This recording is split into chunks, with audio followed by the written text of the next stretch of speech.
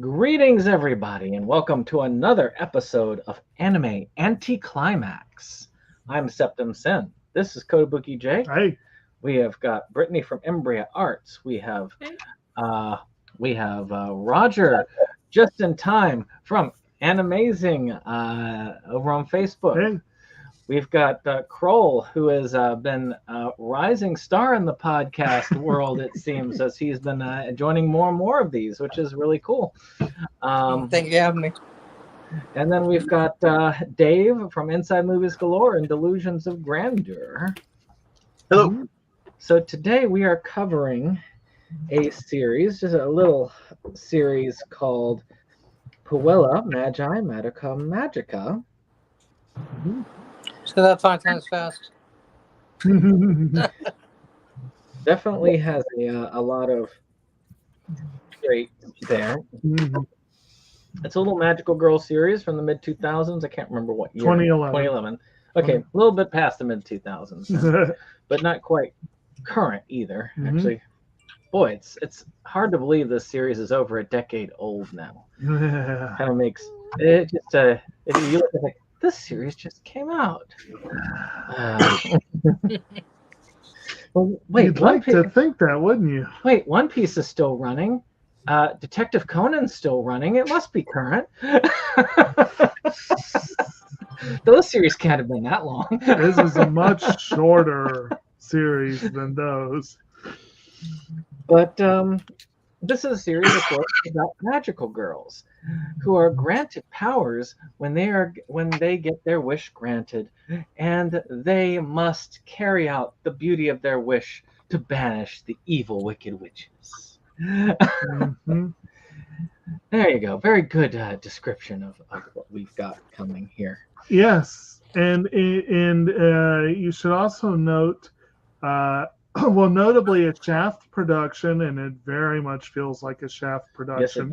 Yes, it does. Series director Yukihiro Miyamoto, director Akiyuki Simbo, and featuring the most charming, delightful, trustworthy character ever to grace an anime screen. There we go. There, I'll put it up here on the screen. Contract?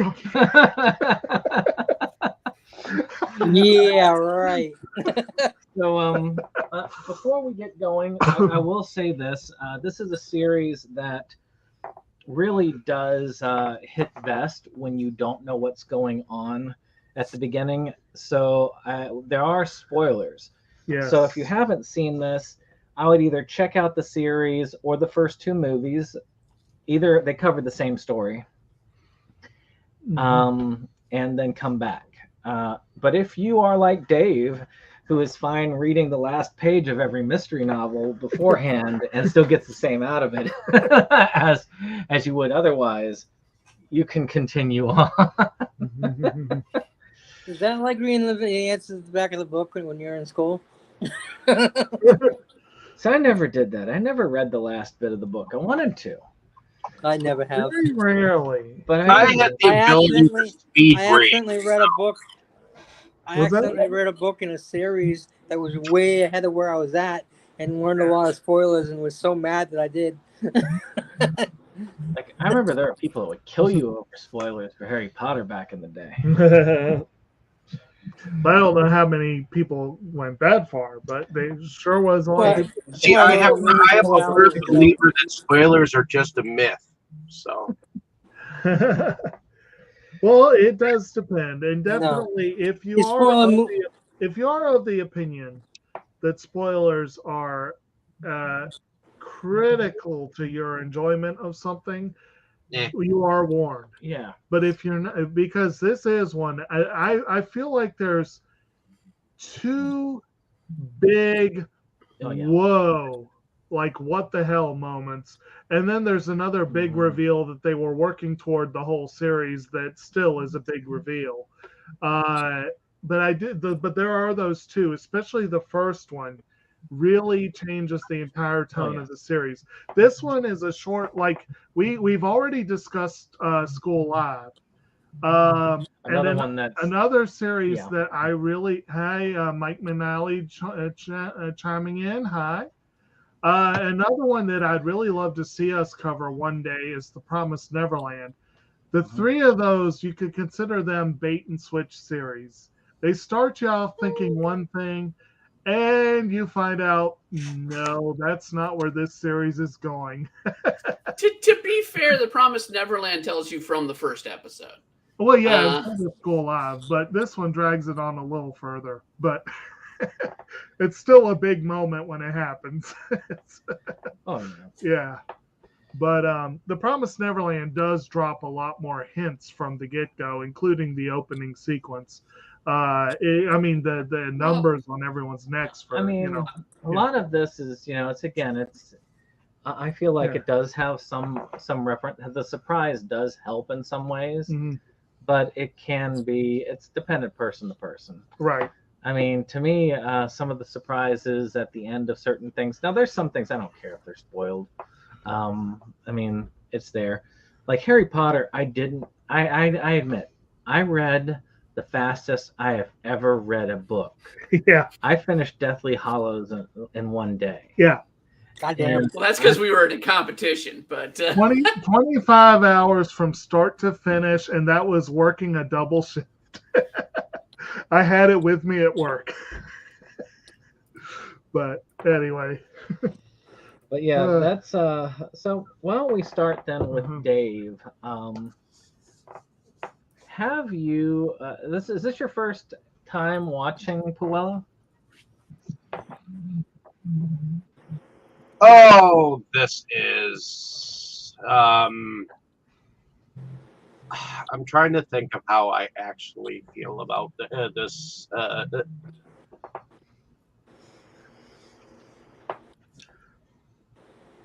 mommy, because she was a good character. She seemed like she was a spoiler number one. But yes, she was fun. No, they were ones. They were. Did you freeze up, Dave, or are you? Just get what you were saying. I think he froze. Yeah. Someone make too much noise and you forgot what you were thinking. I'm from, becoming magical girl, and the world itself feels a little bit like Wonderland. Very much so. Like when Alice goes beyond the looking glass. So that's about where I am as far as liking or hating it. I don't know yet till I get through the end of it. But so far it's pissed me off. So.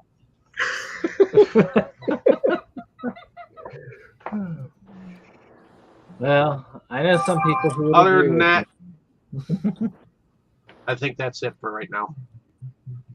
Okay. Well, Roger, was this your first time watching this series? Well, I have to let you guys know, and ladies, that this is no, it's not my first time watching this. I watched this as it came out, back in, years ago. It was 2010 or something like that. I watched it the first time, and I watched it again and again and again. This Puella is not necessarily just a magical girls show. It's a dark magical girls show. Mm-hmm. At its time, it was kind of revolutionary. Even though the other magical girls shows had their evil people like Dark Lady from Sailor Moon or Panther Zora from Cutie Honey, this was pretty much a pretty dark dip into the psyche of each girl, about society, about the powers they use, and how they can be abused, and what the effects of having power is. It's a very deep storyline. There's many different moving parts, many different things we can talk about. Of course, we'll talk about throughout the show, but this is definitely a show that is worthy of being watched more than once, because watching the first time, it's not going to give you all the answers. Even though there's only 12 episodes and a lot of material that's packed in, Shaft always will give you a lot of background information. You see a lot of the symbolism, background information. Even the really crazy runes you see throughout the show. Each witch has a rune name. All those have a meaning. So I was definitely, when I watched it the first time, I was just blown away. This is it. This is one of the most unique shows I've ever seen. And to this day, I think it really did have a big impact. When the show was filmed and then showed, there was a variety of more dark magical girl shows that came from it. Because before this show, all these shows were really light and puffy. Eating cotton candy. There was not much. Sure they saved the world, but it's a fluffy fluffy experience. While this one has no fluffiness whatsoever to it. There's very little happiness in Madoka, but there is a lot of heaviness, a lot of great storyline, a lot of backstabbing and hatred, and all kinds of interesting things. So, I'm ranting on right now, but this is how I really feel. This is in my top 25 anime shows I've ever seen from the Super Grand Grid Array. I mean, this thing is just amazing. There was a second series, but we're only talking about this one. So here I am. I'm sorry I've just had about it so much, but I was really excited when everybody decided to watch, to review the show. One of these days, I long to get lost in the labyrinthian corridors of the Grand Grid Array. Yeah, I call it the Leckerman's configuration, or the keep. So yeah. You say there's a second series to this show? There's one called Magia Record that's sort of a spin-off series that. There's a third movie that continues the story. Right. There's, of course, the two that we're talking about that sum up this, and then there's going to be another movie out soon that talks about the origins of the witch that they fight at the end of this series. Oh, Walpurgis now? Yeah. Huh. Which is Will that be on Hulu? Probably eventually, or at least Crunchyroll. But it's going to be Actually, I would love to see that because that witch I would love to hear the origin of, especially when you. Yeah, I was kind of curious about myself. Right. Especially a witch that powerful. Right. Yeah, I'm like, damn, she's almost as powerful as what she's as Madoka was supposed to be. Right. Actually, Carl, why don't we hit you up there? Is this your first time hearing about this series or seeing it? Oh yeah, totally. I had never heard anything about it. As most people here know, I've never been a big fan of anime. One of the things that got me to want to watch this, it said Magica, which I knew was magic, and I love magic. So I'm like, okay, let's give this a shot. Maybe I like it. Because I love Full Metal Alchemist, and that's an anime. So all right. I figure that there's got to be another one or a couple out there that are like. One day. So now the art style grew on me a little bit, so it wasn't too bad. But at first, I was just kind of like, oh, I hate this art style, because that's basically why I hate anime. I don't like the art style. The Labyrinth, I still hated that. That just kind of messed with me. But that being said, like I said, the rest of it grew on me. It got not so bad. I just want to say that the music was very, very likable, and I even caught myself like humming it. Obviously, I can't sing because I don't know Japanese, but but it was soothing. It was nice. It seemed to fit the story. Even I read the words in English, what they were singing. And it was nice, and the two different songs, the one from the start of the show and the end, and I thought they were interesting. There might be spoilers. Yeah. They were really good. Well, overall, I liked the show. I liked the show. I figured out a lot of what was going on before it happened. There was a couple things where I was surprised at. When we get to it, I'll let you know what it was. But yeah, I'm not spoiling anything yet. All right. But yeah, that's my first thought. Well, Dave's got his speakers off so that he can't hear any spoilers. So feel free at this point. How about you, Brittany? Was this your first time?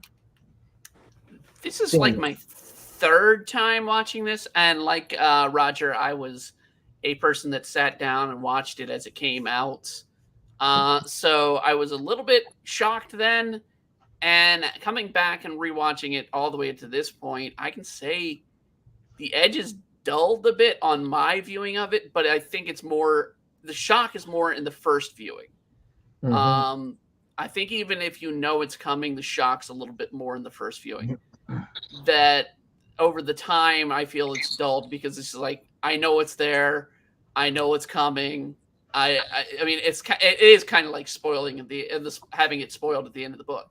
Mind you, Japan loves spoiling movies and shows. That's a reason why most shows have the openings give away stuff going on, because Japan loves spoilers.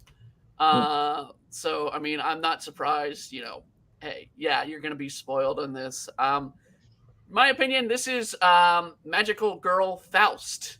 Not Alice in Wonderland, but more Faust, because it is the Faustian bargain. Contract? Yeah, contract. So, I mean, it is the deal with the devil. So, I mean, it is basically what this story is about. Oh, totally. So yeah. Basically, if we look at Cheshire as being less whimsical and more an implacable force for cold, evil logic. Well, you could say the greater good too. Yeah. I mean, he's cold about it, right? But in a sense, he thinks he's working for the greater good. Maybe he is, but but again, if you have no emotions, how are you going to realize that you're being cold because you have no emotions? You don't know.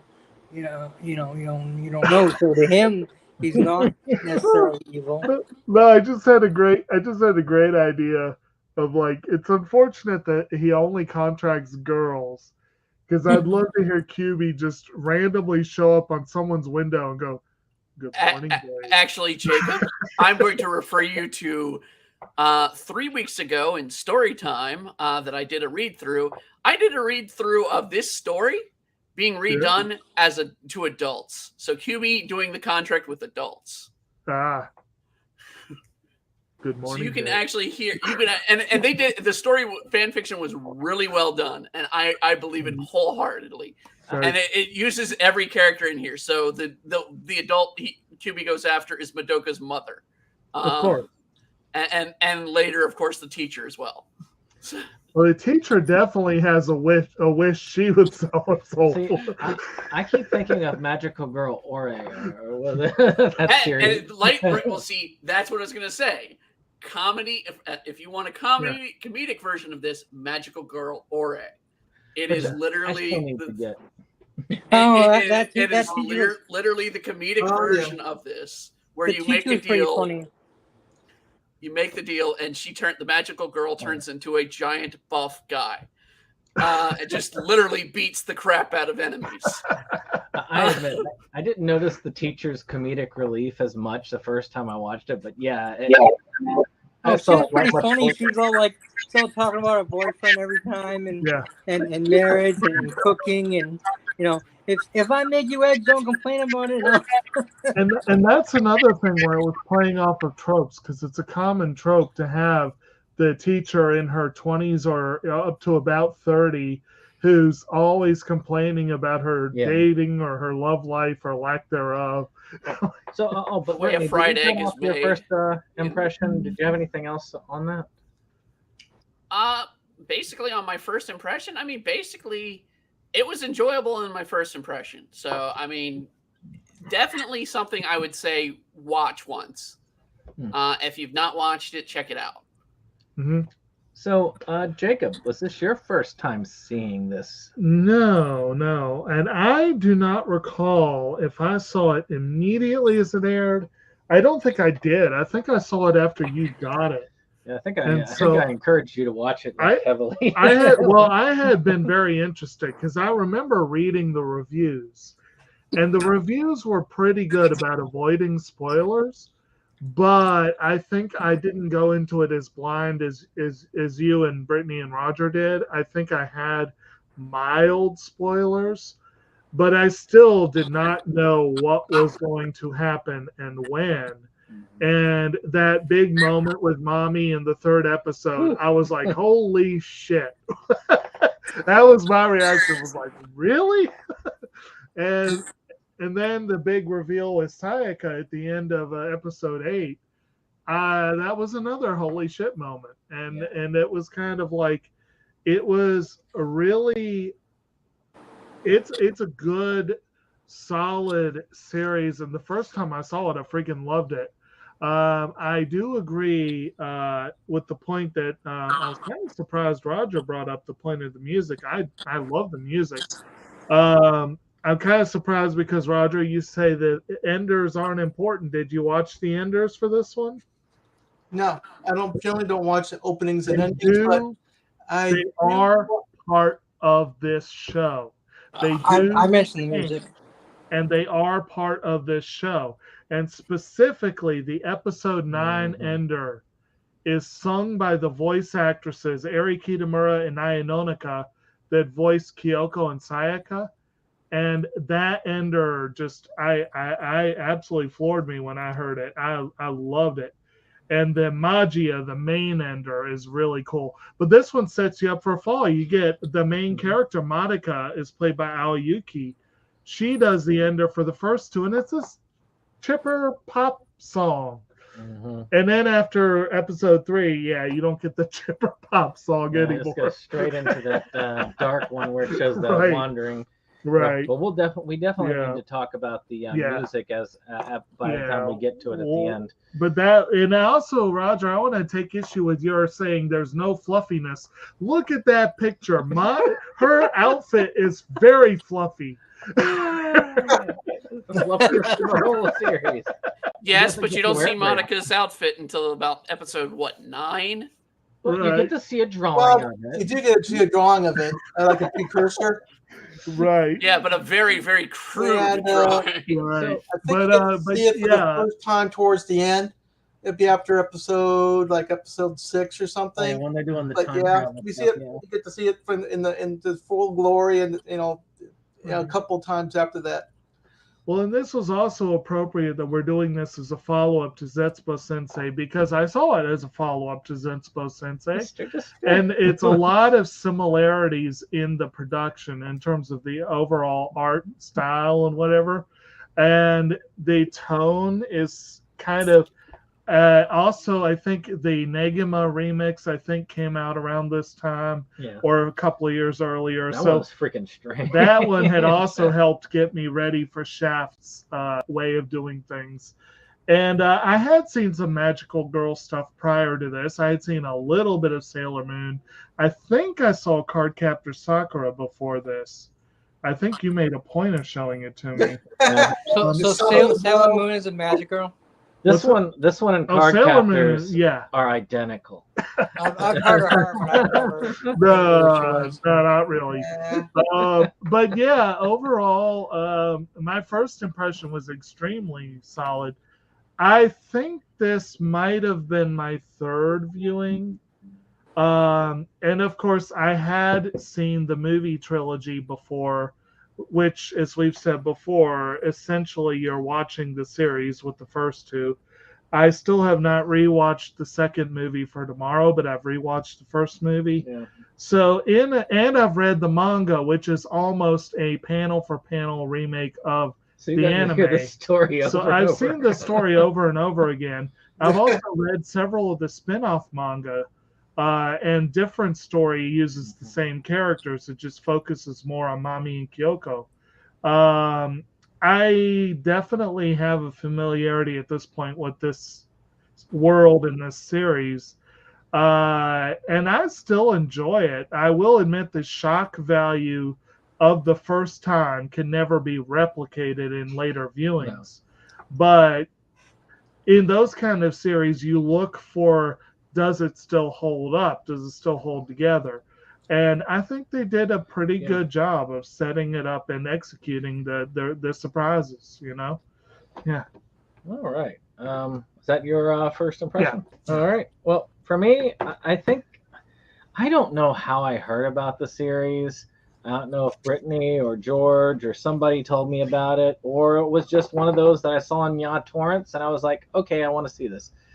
Because I remember that was, I think that at that time period, that was still how I was watching anime as it was being released, because I know that streaming hadn't quite gotten to that point of concurrent releases at the time. Mm-hmm. And there was always thing, well, they're not going to go after you if it's not licensed yet. Mm-hmm. Back then. Indeed. But I just, when I think it was just me surfing through and looking, it's like, oh, this looks interesting. It's a magical girl series. And I looked at it and I was like, oh, okay, this looks like a fluffy piece, especially if you're looking at like the opener and you don't sort of like the opener for School Live, a lot of it, where there's a lot of subtle takes. It doesn't change like School Live does in the opener, but there's a lot of subtle takes to it that you don't pick up on if you're just watching it the first time. Mm-hmm. And I swear, I watched it and I was like, it's kind of listless when I first started it. But unlike a lot of people, I really liked the weird crayon art style of the witches that they had, and that pulled me in enough that I wanted to keep watching a little bit. And then I got to the third episode. and then I went, oh, well, I guess this is not going the same direction I thought it was going to. And I admit, one of the things the biggest thing that I had against the first time I watched it is like, okay, you keep teasing me with this magical girl, and yet she is not a magical girl through the majority of the series. No, she's not. But I thought it was I actually really liked the darkness of it. I don't think I'd ever seen a magical girl series quite like this, because usually, I mean, I had seen quite a few of them by that point. I had seen Sailor Moon, I'd seen Card Captors, I'd seen We'd watched that episode with the black market vegetables. We can't even remember what that show was. I don't even know what it was. Something about it. We only watched the first episode, but the magical girl did stop the black market vegetable sellers. So hey, we were good there. But Oh My God is technically a magical girl series. So yeah, but there was some Wedding Peach. Wedding Peach is diametrically opposed to this in so many ways. But this one, to me, it hit me in such a different way that I was like, wow. Watching it now, I've watched it a couple of times since, I really do feel like there's more to it than the shock value. And I think that might be one of the differences that we have is there more to it than just the shock value? And I do feel there is more to it. There's a lot of subtlety, especially on a rewatch. As Roger said, there's a lot of cool stuff going on in the background to look at. Things with the characters, little hints in the writing. It's something that I really enjoyed watching the second time around. It did not give me that same feeling the first time. And I'm never going to get that feeling again unless I develop like memory loss. And then, get to experience the shock all over again. But that and the upcoming sadness, it hits you in a different way. And like just the sadness I felt with Sayaka knowing what was coming. Mm-hmm. It just hit in a very different way. I felt the despair the first time, and then I just felt kind of a lingering sadness the second time and further on viewings. So to me, I still feel it holds up. But that is my opinion, and we will march on. Mm-hmm. So, I'm going to go through and I'll start hitting characters as we go along, and I'll hit up Dave to say his 2 cents about the characters through text, so he knows that he can chime in. But we start off essentially with our main character, Madoka Kaname, as she gets up and gets ready for school and has to kick her mother out of bed. Well, you start with that weird, creepy. I was gonna say, didn't he start with the Yeah, dream? she still has the dream about the end. Yeah. Where she and Haruna Akemi. Yeah, the 12-first night fight witch episode, and they see the kind of like a beginning of something's not all that normal with this world. Then it flips over to the Madoka waking up and everyday life as it's supposed to be. So the second I saw that the little bugger there, and he said, "I'll make you magical. He's gonna sign a contract." I'm like, "Oh, he's a bad one." Right there. I'll let Dave know we're talking about the characters and let him know if he wants to come in. I'm here. Okay, Dave. Oh. So I know you did not like Madoka at all. It's not that I don't like her. It's just, I don't know. There's something about her character that is just not like overly developed. Like she's, and definitely not within like the first 6 episodes or so. So, I get that she really liked Mama. I do understand Mommy. I do understand that.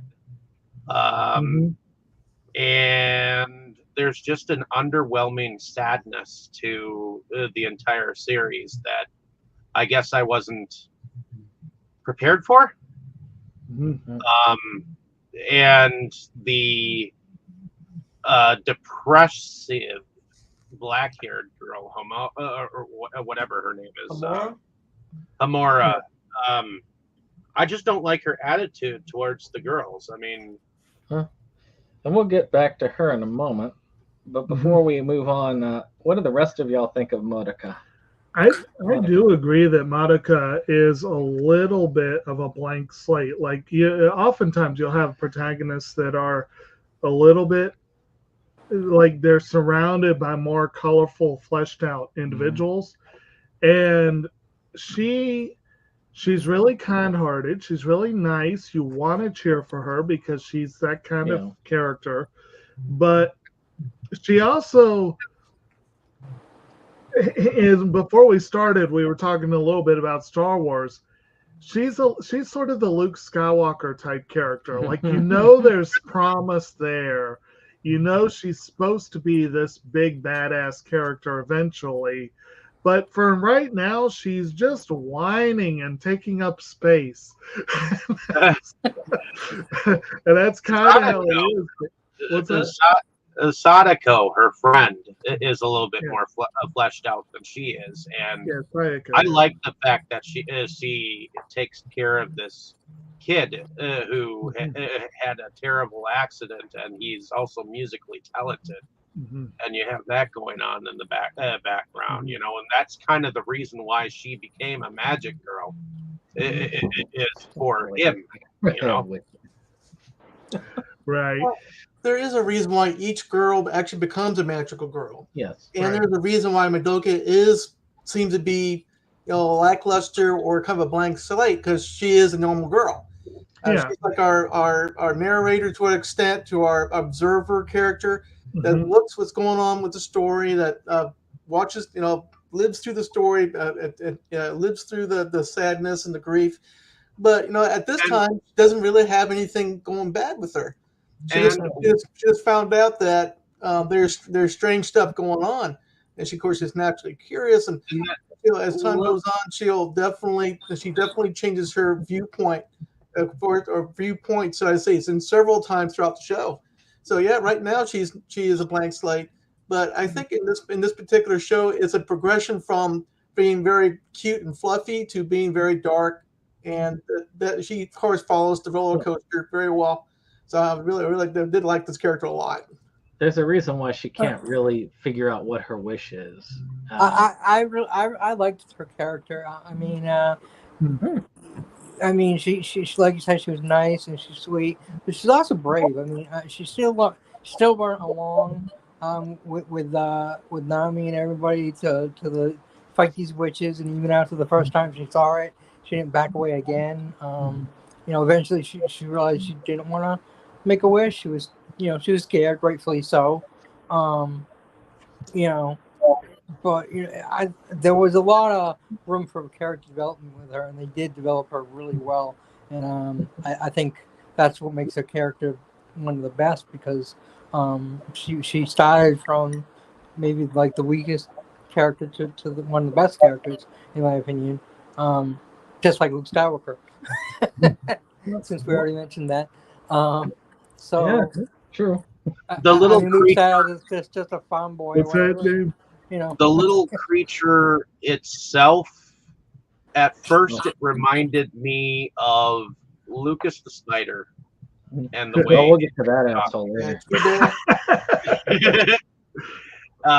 If you've ever seen the animation of Lucas the Spider,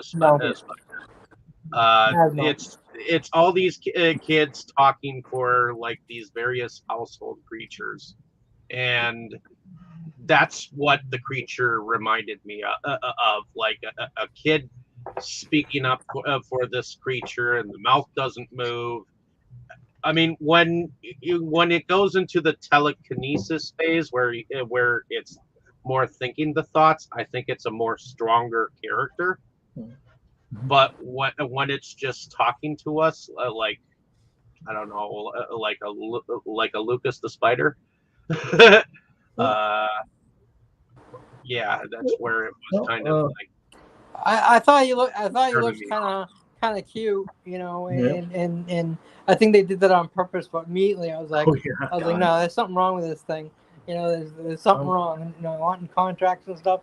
The contracts are never good. It looks like something between a squirrel and a cat. So actually, it has a very important role in the whole series. Every Magical Girl show has some sort of mascot character, a guide. Oh yeah. That the guide helps her out at the beginning. But this particular guide is, it's a little bit different. It's got everything in the show is twisted in some way. Yeah. And so Cube first seems to be a helpless little critter. Yeah, you got Luna for Sailor Moon. She was her advisor at first, and so is Cube. You gotta feel kind of sympathetic to the critter, because he's just all he's trying to do is save the universe. But now you know that he's definitely a hidden poison that's and kind of ruin the day for just about all the characters. He's like a Lex Luthor character. So before we start moving on story-wise, Brittany, do you have anything on Madoka? Yeah, I mean, basically, Roger touched a little bit on it. She is sort of the blank slate character for you all to come into play and bring you into the story. But at the same time, you see her have to build up her wish, because her wish, we can only imagine what her wish was, and I'm gonna go spoiler a little bit here with her. What the hell?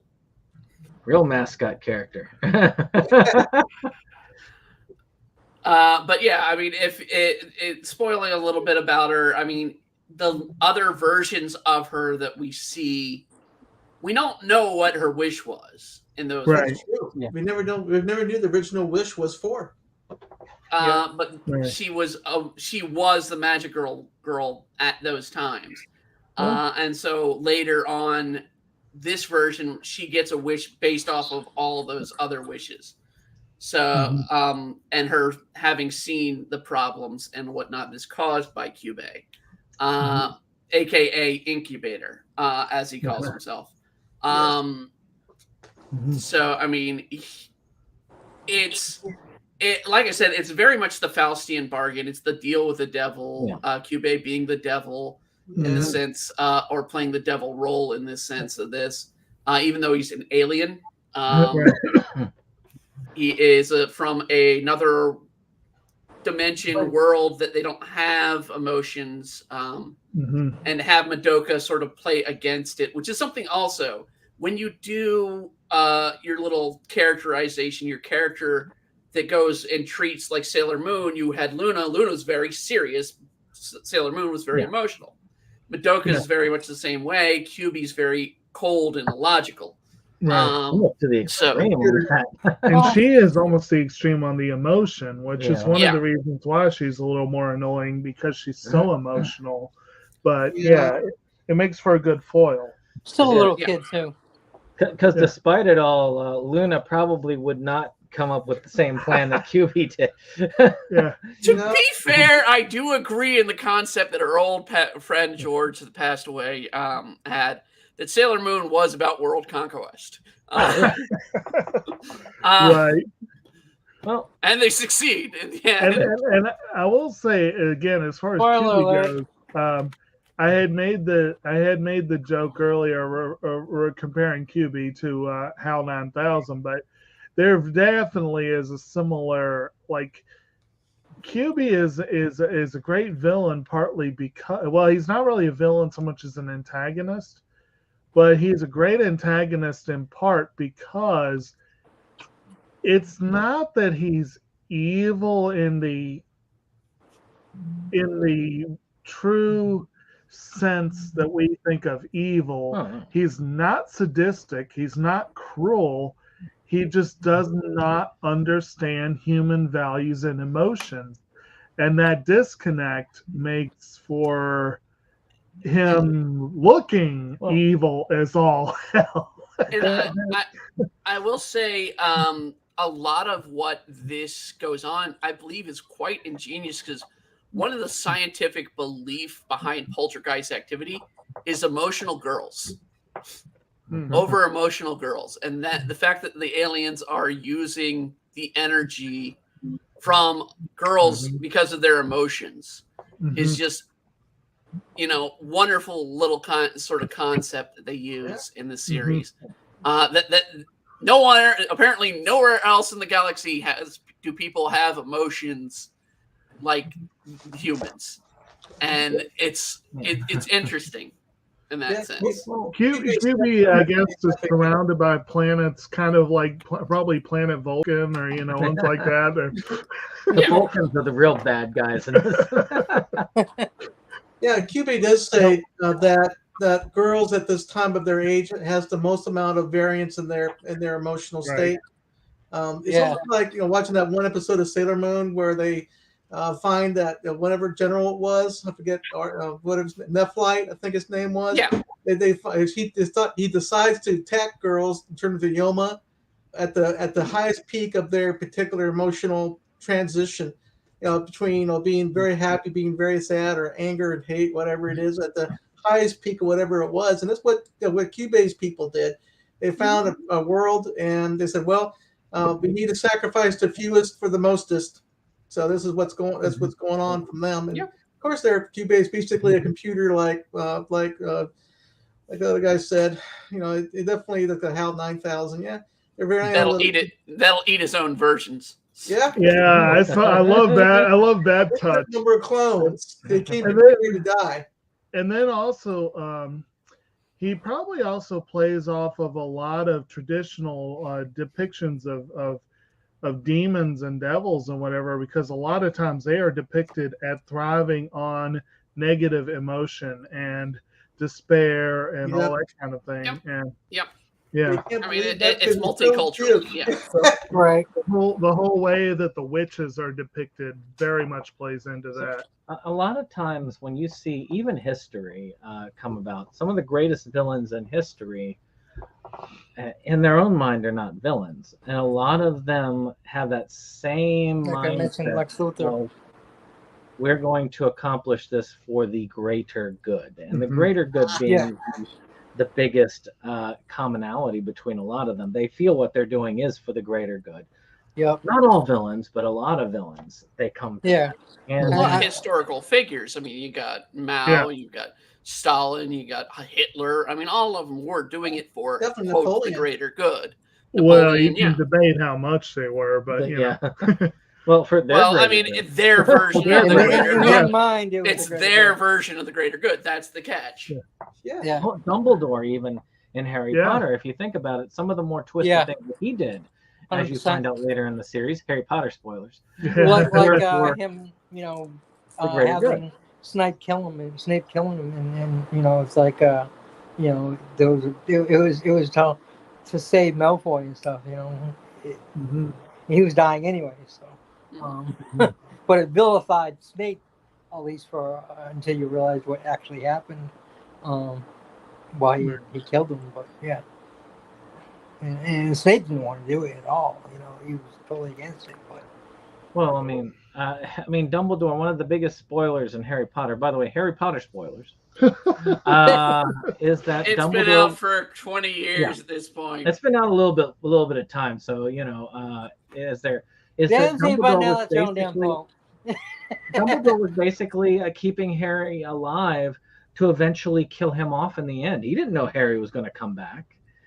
Yeah, that's true. That's true. And that was the thing. Again, for the greater good. Yep, that's true. It's kind of messed up. You know, when you get that revelation that's what he was doing. And like Marvel Comics, he got better. Very much this series shows us, you know, the greater good is always going to be based off your perception. If we were seeing this from QB's point of view, what the girls are doing is for the greater or good. Yeah. Well, actually, Brandon just brought up Marvel Comics. That's pretty much Magneto's MO. He always thinks he's working for the greater good. Oh yeah, of course. That's the thing is they're fighting entropy, which is chaos in itself. You see, and that's the thing. We don't know exactly what this entropy is, so to speak. For all it is it could just be rival civilizations that are different emotionally. QB feels like it's going to be the end of civilization, but is it really? Again, we're only getting QB's point of view. Right. And that's, we don't know what's going on out in the universe. QB's like, well, y'all aren't ready to join us all yet. Right. QB does explain a bit about what he sees, how they see entropy, which is the loss of energy into space. And because like a candle flame, it loses energy and it can't get it back. So what they're of course we'll talk about later on, but the process of the magical girls finding the witches and the result of that is vital for the universe to continue on its overall existence. Because without this process going on, the universe would eventually fade away into smoke, into nothingness. And again, that's as QB is telling it. Now, QB is not the kind to directly lie, but QB is also the kind to leave out details. And actually, that was one interesting thing about, you know, Brittany, you were complaining about watching the show and then rewatching the show when you were watching the movie. But in a sense, it gave me a way to rewatch it with things fresh in my mind.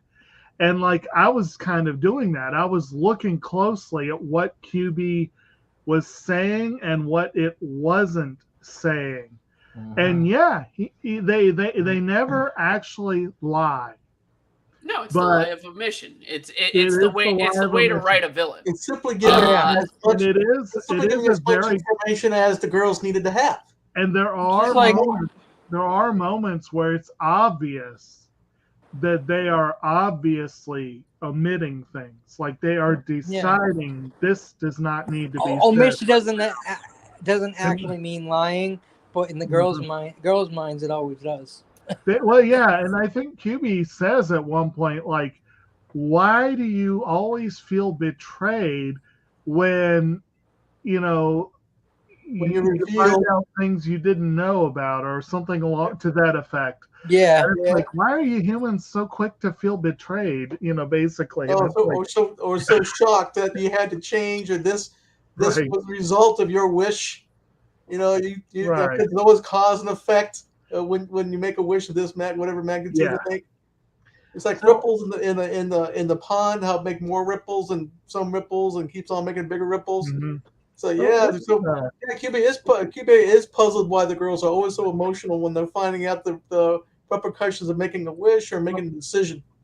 One difference in the translation that you see in the show versus the movies is that QB does state, it's like, I don't understand emotion. When we have people in our world that have emotions, we call it mental illness. Yeah, that's funny. Mental illness.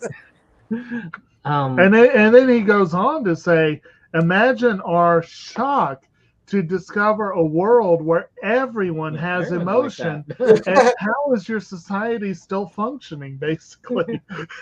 Yeah. Simple answer: we aren't.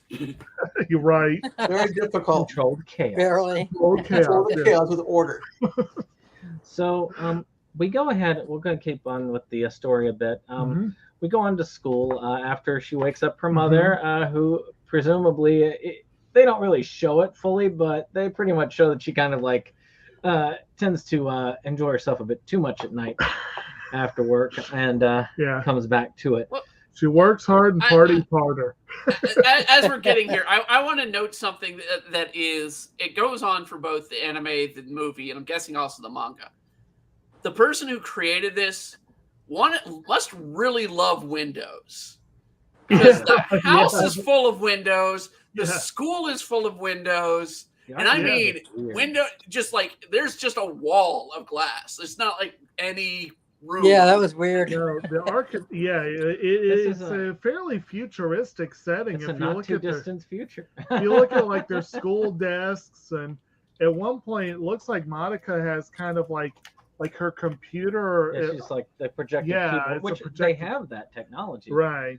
It's to me this takes place in a near future. A joke, a not too distant future, but a future probably about 20 or 30 years out. Not too far out. Right. And it is weird. The architecture is weird. The technology it's familiar but slightly off. Yeah. Yeah. No, and I did notice another thing, that this is another movie where the guy stays home and the wife goes to work. Yeah, that's true. Like that other anime we watched one time. So, of course, there is a new one thing. Of course, I did not notice the first time because I watched it in the Japanese and I was more looking at trying to pay attention. So the teacher kind of went over my head. But the other times, especially when I saw it this time in the dub, I was like, wait, what is she teaching? She's complaining about fried eggs in the movie. Yeah. Teaching the class. Well, Madoka talked to her mother, and she was telling her, because you find out later that her mother and I think the teacher are best friends. They're friends, yeah, they're friends. And is it Kazuko? Is that the teacher? I think. Probably, anyway, because it's Junko for the mother. Yeah. So Kazuko and her mother are old friends, and she tells her like, well, they're coming up on 3 months, and her mother's like, oh, that's the crucial time, and so you kind of set up like, okay, then they go into the class and she's teaching about why should it matter if the egg is this way or not that way, and then she goes to lecture the boys, do not grow up to. But and tell the girls that if you make someone an egg, and she's like, oh, and by the way, we have a transfer student. Yes. And I think Sayaka's the one's like, shouldn't that have come first? But and that's Horima Akemi. And what did y'all think of her as a character? Who? Sayaka. The time traveler. Homer Akemi, yeah. Well, you see, you spoiled it there for Dave. I don't know if Dave's listening. Dave's not got the sound on, so. Okay. I liked her. I liked her from the beginning. I have a thing for gothic girls, so to me she looked kind of like a gothic girl. So I immediately liked her. I mean, she wasn't in her original timeline. Oh yeah, I figured that out before it was revealed. I've watched a lot of time travel stuff, so it was easy for me to pick up on that. She has been living. At first I was like, right off the bat, she's like telling her basically telling her not to become a magic girl, to stay the same. She didn't use those words, but as soon as she met her, it was like she already knew something from the future. So right from the first time they meet her, she's revealing that she's from the future in a way. And she's jaded and all that because she's been through all this. Because you find out later because she's done this dozens and dozens of times, and every time it's failed, and she hasn't been able to save her. Yeah, Homura is a very interesting character because she starts out as like Madoka, easygoing, empty slate. She just finds out there's more going on, and as she became a magical girl and found out how many times that she has to repeat a certain process to save save someone. I don't want to give away too much in the beginning, but she's a vital part about the whole show. But we find out that that she's actually a major player in this whole fiasco. Without her doing what she did, this would never have happened. It was interesting how Kibe didn't know how she got her power or who she was, because it was his future self that had given her the power. So it was interesting that at first he had no idea who she was and how she got so powerful. Yeah, she is, in my opinion, the most tragic of all of the characters. I agree. Because not only are you talking about a character that has failed over and over again, you talk about Jada, there's a little bit of that there, but the most tragic thing is that she has not given up hope. Yep. Because QB has said, and again, definite big spoilers here, but QB has said the moment that she gives up hope is the moment that she'll become a witch. And that's the thing, but she hasn't. And it's the fact that she still has hope, even though she knows it's going to go again and again and again. And I was rewatching When They Cry. Actually, no, we were watching the new series. I was thinking about Rico this time around. She's sitting there and looking, and then it's like one more, two more lives, and then every time she gets slaughtered. Yeah. And I kind of felt that same feeling from this character of that death, but there is still slight hope, and that leading to the tragedy, despite failure, just to keep going. And but that's why she is why she is. And I do love that story arc towards the end, where you see why she is as she is. Right. Yeah. Actually, I hadn't really made the Rika connection before this time, but I was thinking it, so it's kind of funny that you mentioned that yourself. But yeah, she, and of course, I always like, I like the flat affect characters. They tend to amuse me. And she, Homura is, of course, it's basically like a groundhog thing that she does, a little bit, yeah. And she is voiced by Chiwa Saito, who I've seen in a pretty fair number of things. A lot of these people I've seen in a lot of things. But I was trying to think what I know her specifically as. It's not coming to me. But it's actually, wait a minute. Oh, she plays Meru in Setsubo Sensei. That's not really a major one. But that's probably the most violent one out of them all. Well, yeah. I do like the idea of, and I've said this before, I like the idea kind of like alternate reality versions of people. And that's one of the things I do like when you get into the multiple timelines and whatever. But she, of course, is the connecting thread between all of it. Which in the end, in a way, that kind of makes her a tragic character, even at the end of the story. Kind of tragic, but also kind of cool, because she's the one that remembers. But even then, she doesn't really remember. It's kind of, it's like more she remembers her, but she doesn't remember really anything else. Just that she's from. Well, she remembers the witches too. Well, she remembers everything pretty much, except for the stuff specifically on Madoka. And that's more, again, like a feeling, like, something you might remember, a dream sort of deal. I liked it when she was talking to the mother, too. And the mother's kind of like, when I heard the name Monica, it gave me a feeling of nostalgia or whatever. And it's like her mother could kind of remember her, too, but not really. Right. So it was cool the way they did that, too. Right. And how her kid brother could she was like an imaginary friend for him. Yeah, yeah. That was cool. So okay. Any others for Homura? I love the idea of her being a magical girl with bombs. Yeah. Yes. Yeah. With the weapons. I love how she went to the military base and stole all the weaponry there. Yeah, Homer had three. I think she has several different powers tied into her tied into her overall ability. The storage, infinite storage of weapons, the ability to do something with reality, and then of course the other stuff like mobility and strength and all that kind of stuff. Well, she worked hard on that. And that's one of the things I like about the character is she starts off fairly frail.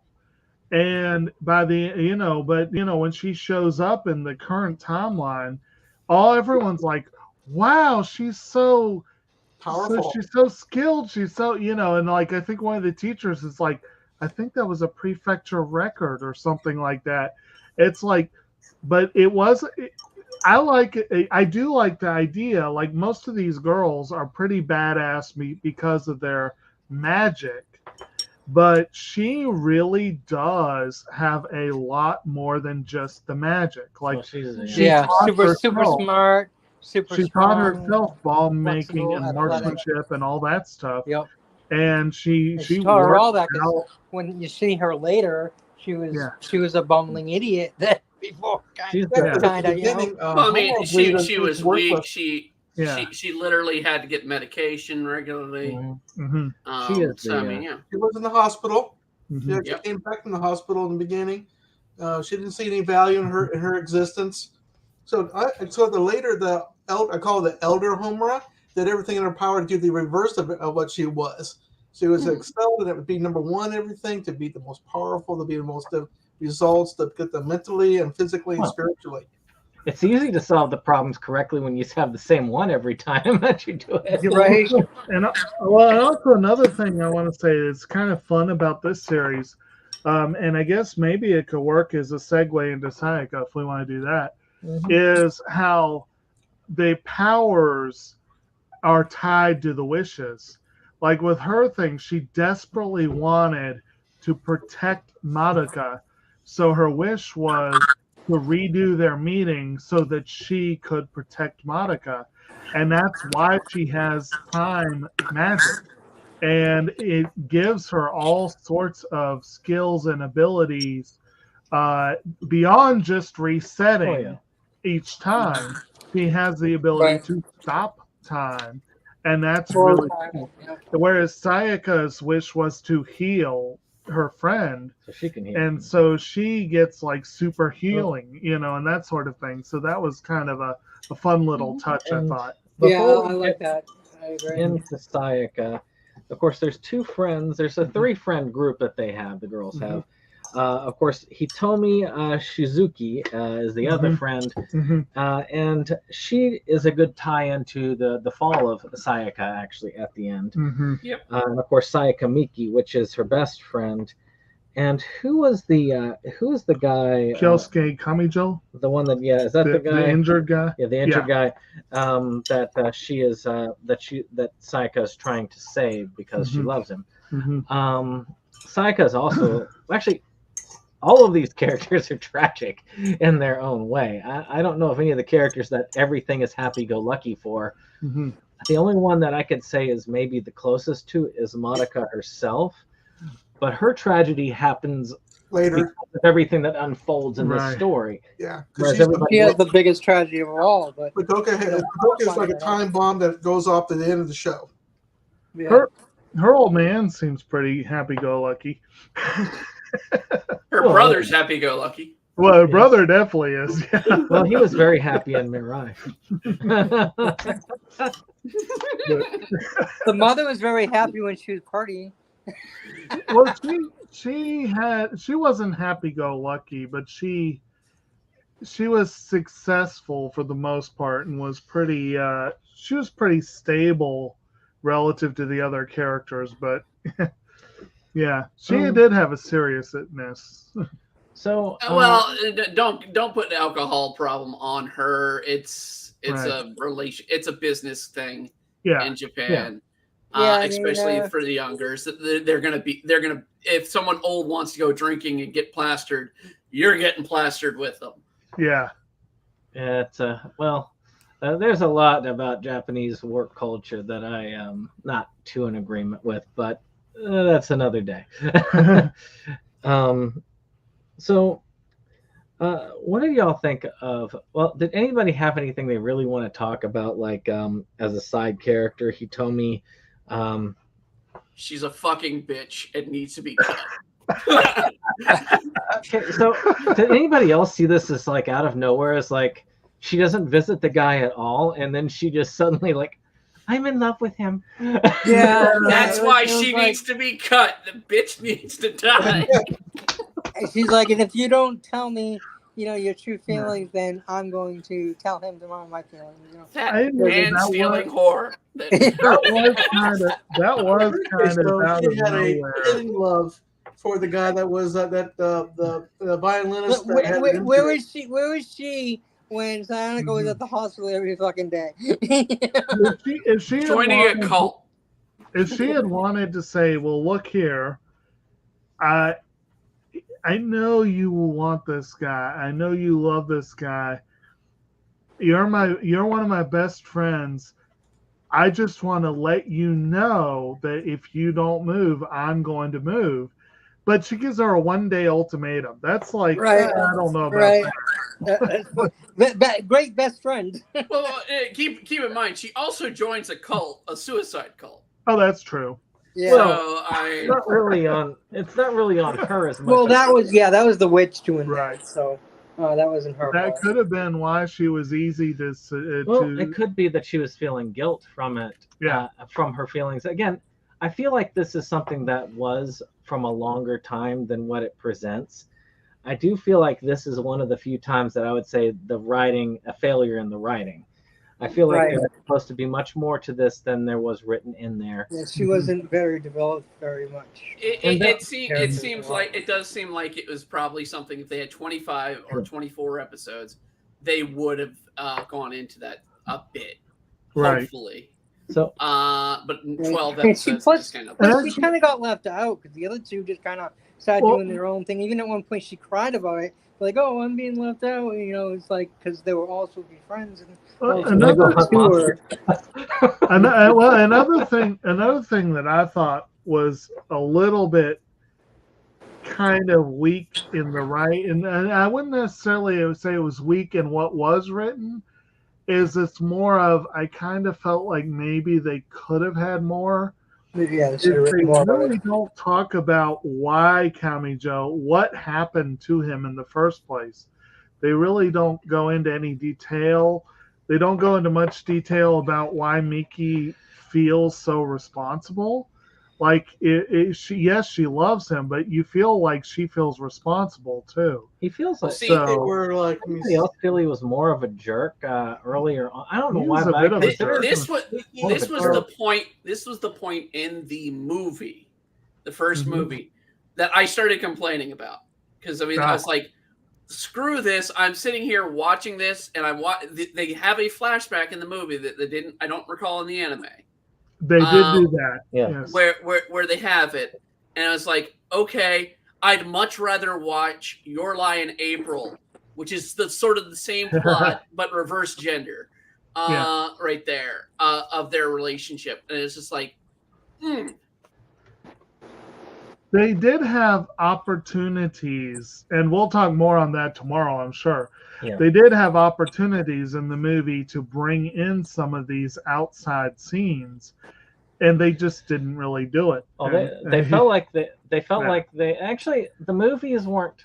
Well, I haven't gone through the second one again yet, but the first one, it didn't feel as rushed as I would normally with these types. Right. But at the same time, it didn't feel like it was necessary, which is also how I feel about most of these types of movies. But let's go ahead to Sayaka.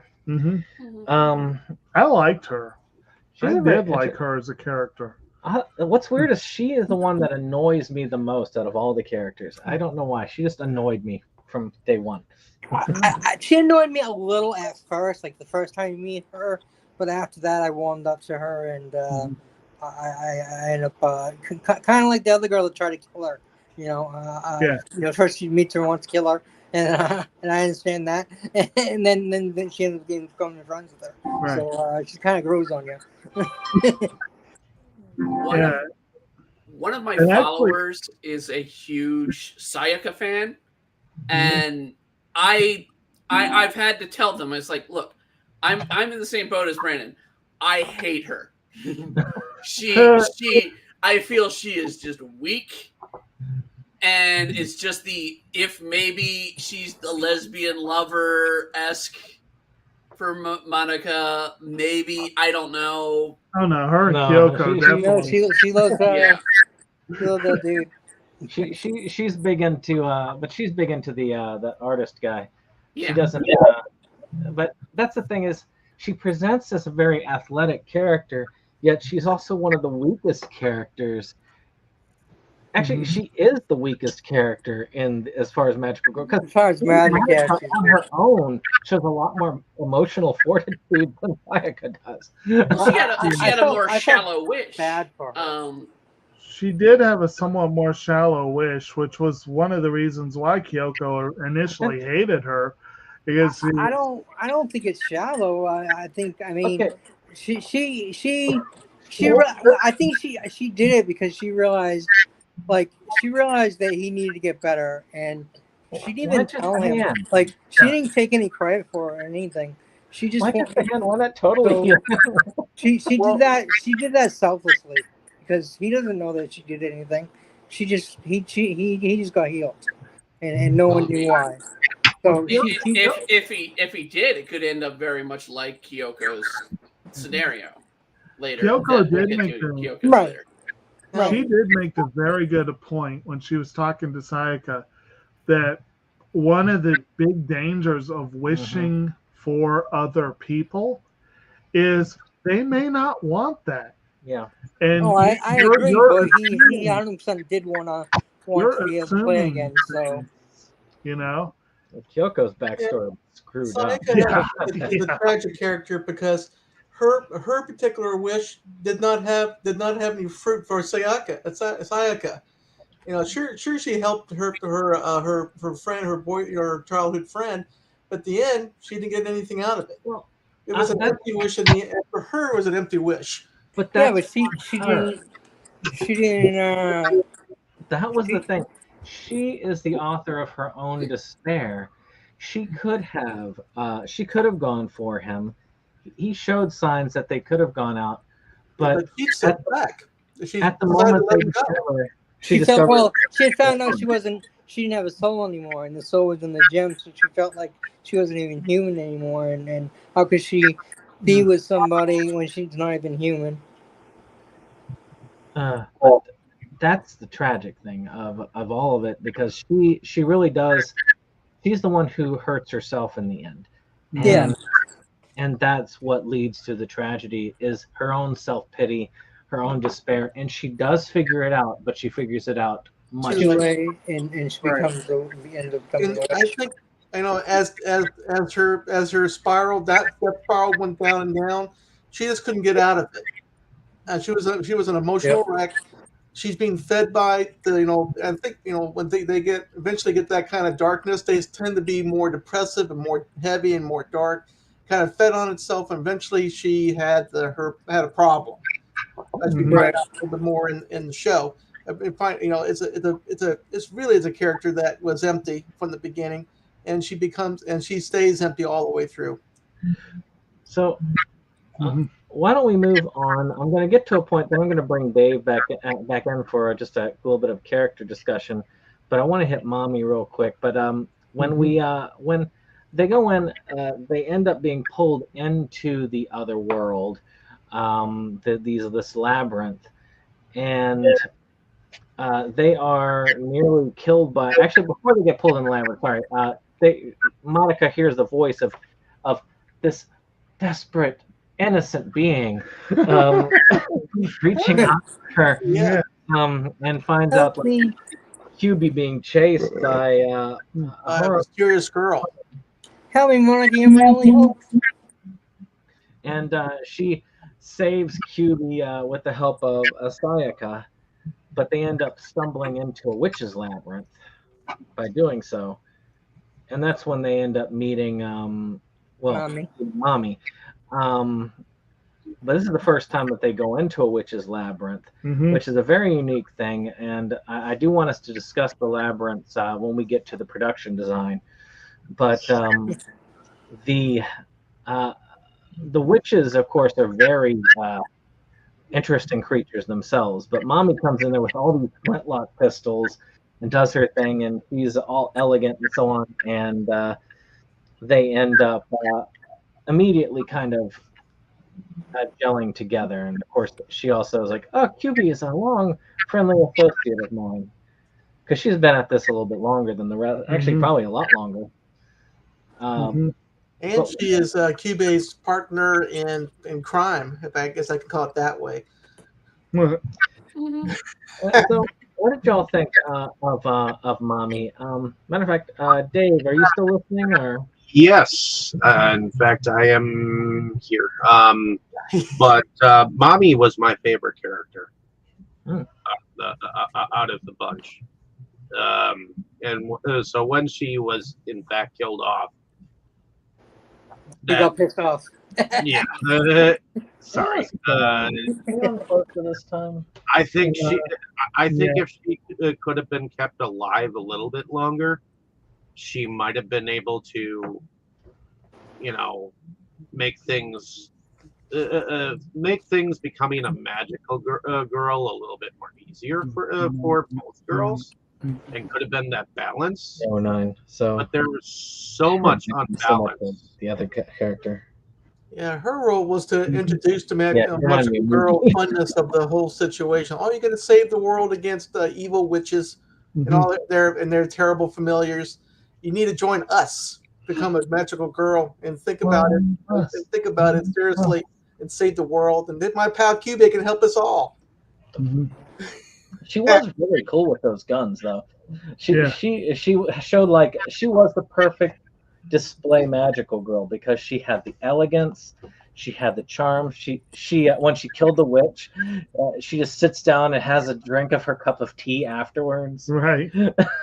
and she appealed to Sayaka and Madoka because she really presented as wanting to help people. Like, she understood the rules of the game, such as QB was willing to explain them.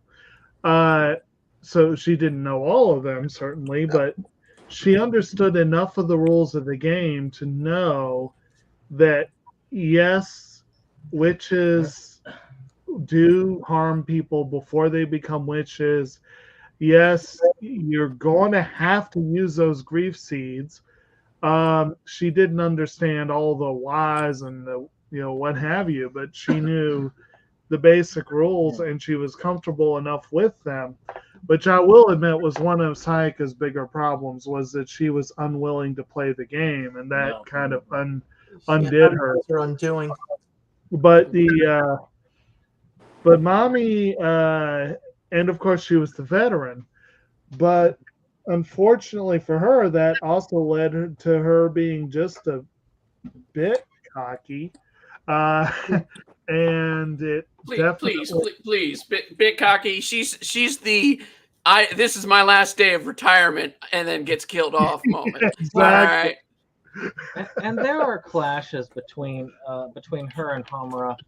She kind of tries to invite her into the group at first, but like everybody else, the only one that's not mistrusting of her at the beginning is Madoka, because she's nice and trusting of everybody. As we found out, yeah.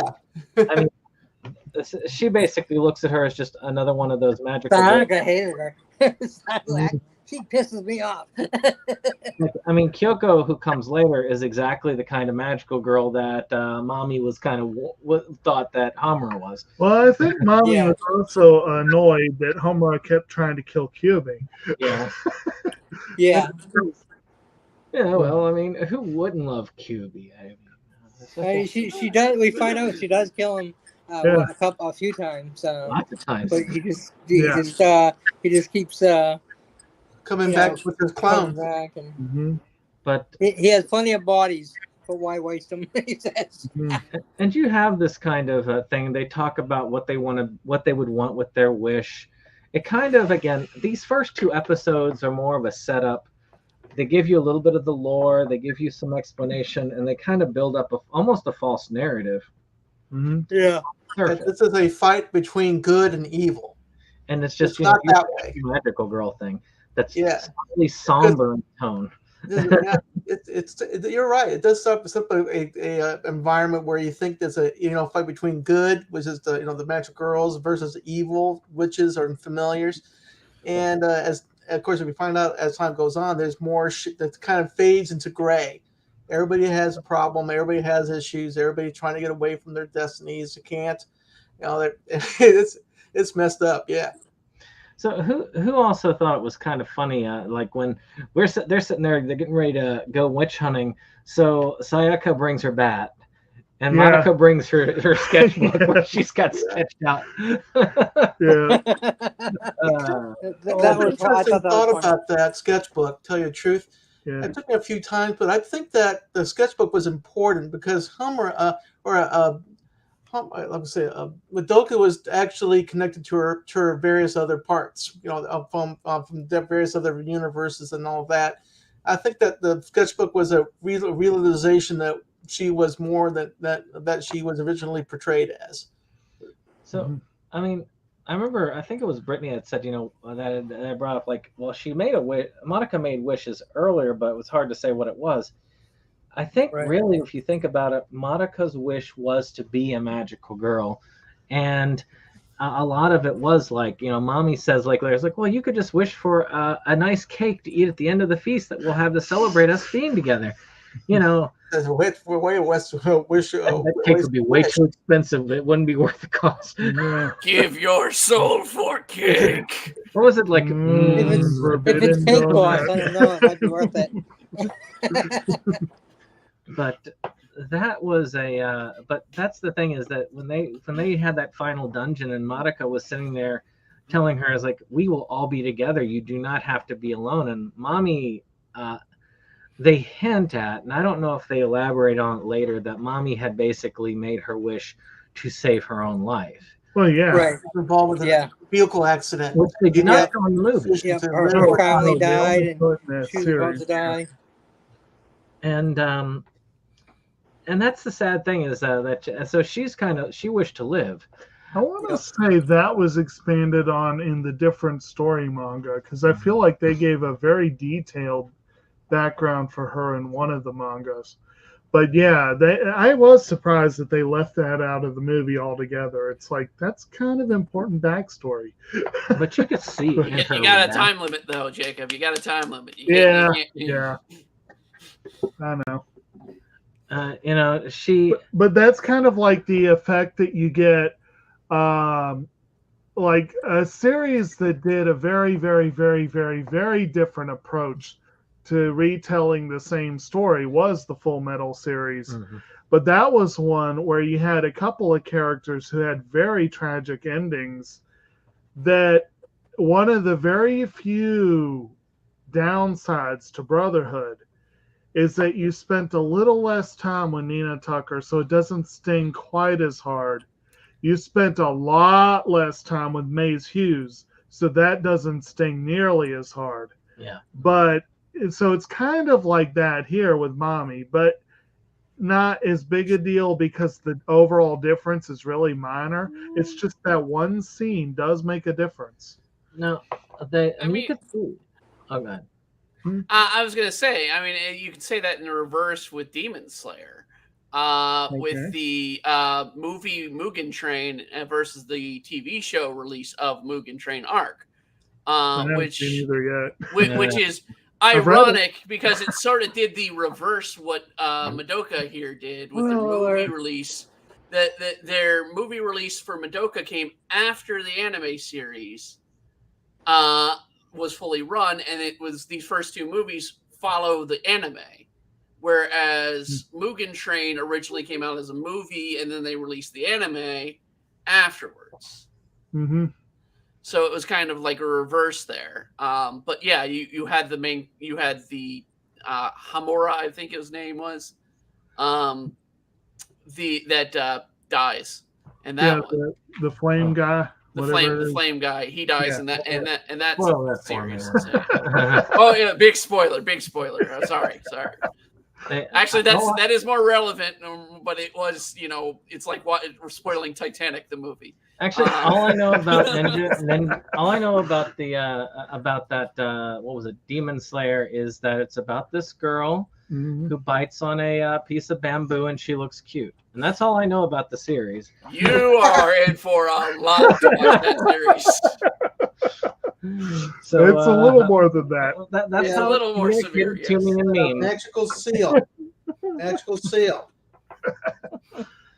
Anyway. No, I made up a story about it. She's a model, and she found out that she looked very good when she would bite down on bamboo. So she takes pictures in the forest with her brother, and the irony being the same voice as her.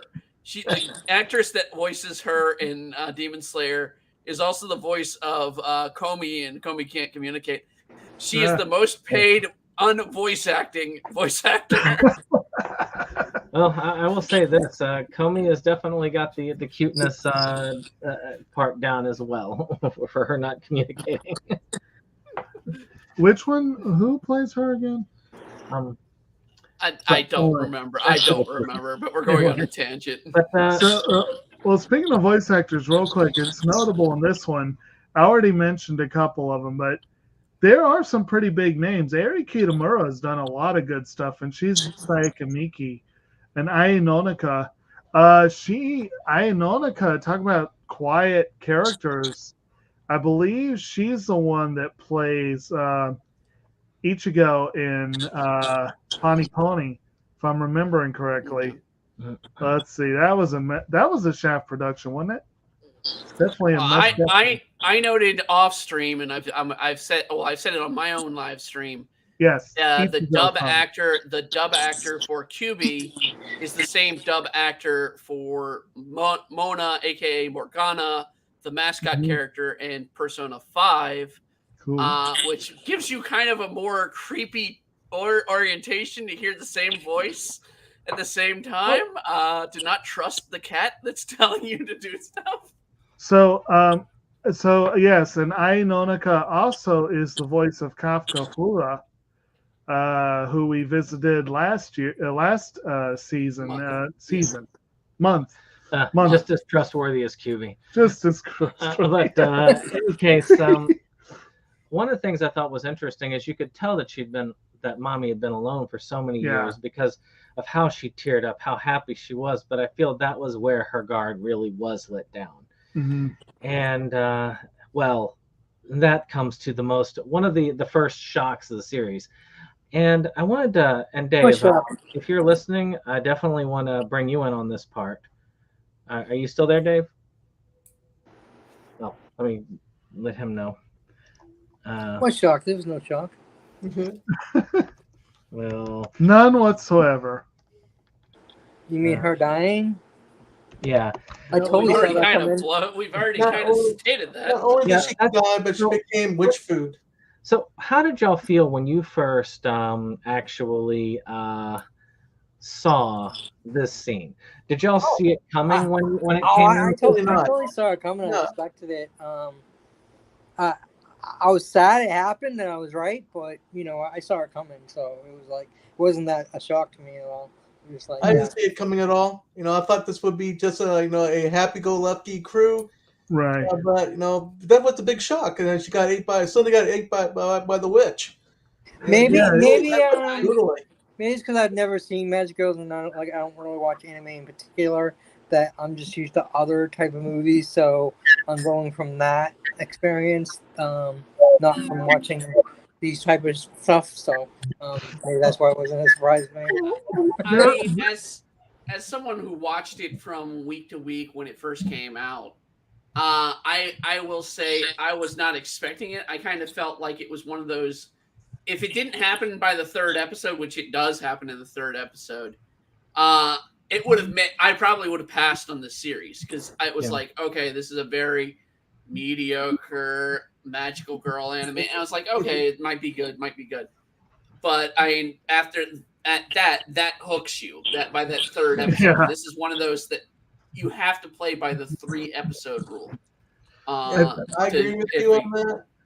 So Dave, it looks like you're back with us. Now, were you expecting this? Usually, you said that you're not usually a big one for spoilers. Do you feel like this one did take you off guard, or were you expecting it the whole time Mommy's death? I was not expecting Mommy's death like right away, like in the third episode. So I think that's why it pissed me off so much. And it I don't know, when you take away a good character for these characters and then just leave like the semi-pessimistic characters as guidance people, that just kind of like, I don't know, that to me does not make me entirely like the show. Maybe I wish that they had more guidance along their journey, you know. I mean, I don't know. My brother years ago came up with a rule that a movie sucked unless his favorite character died.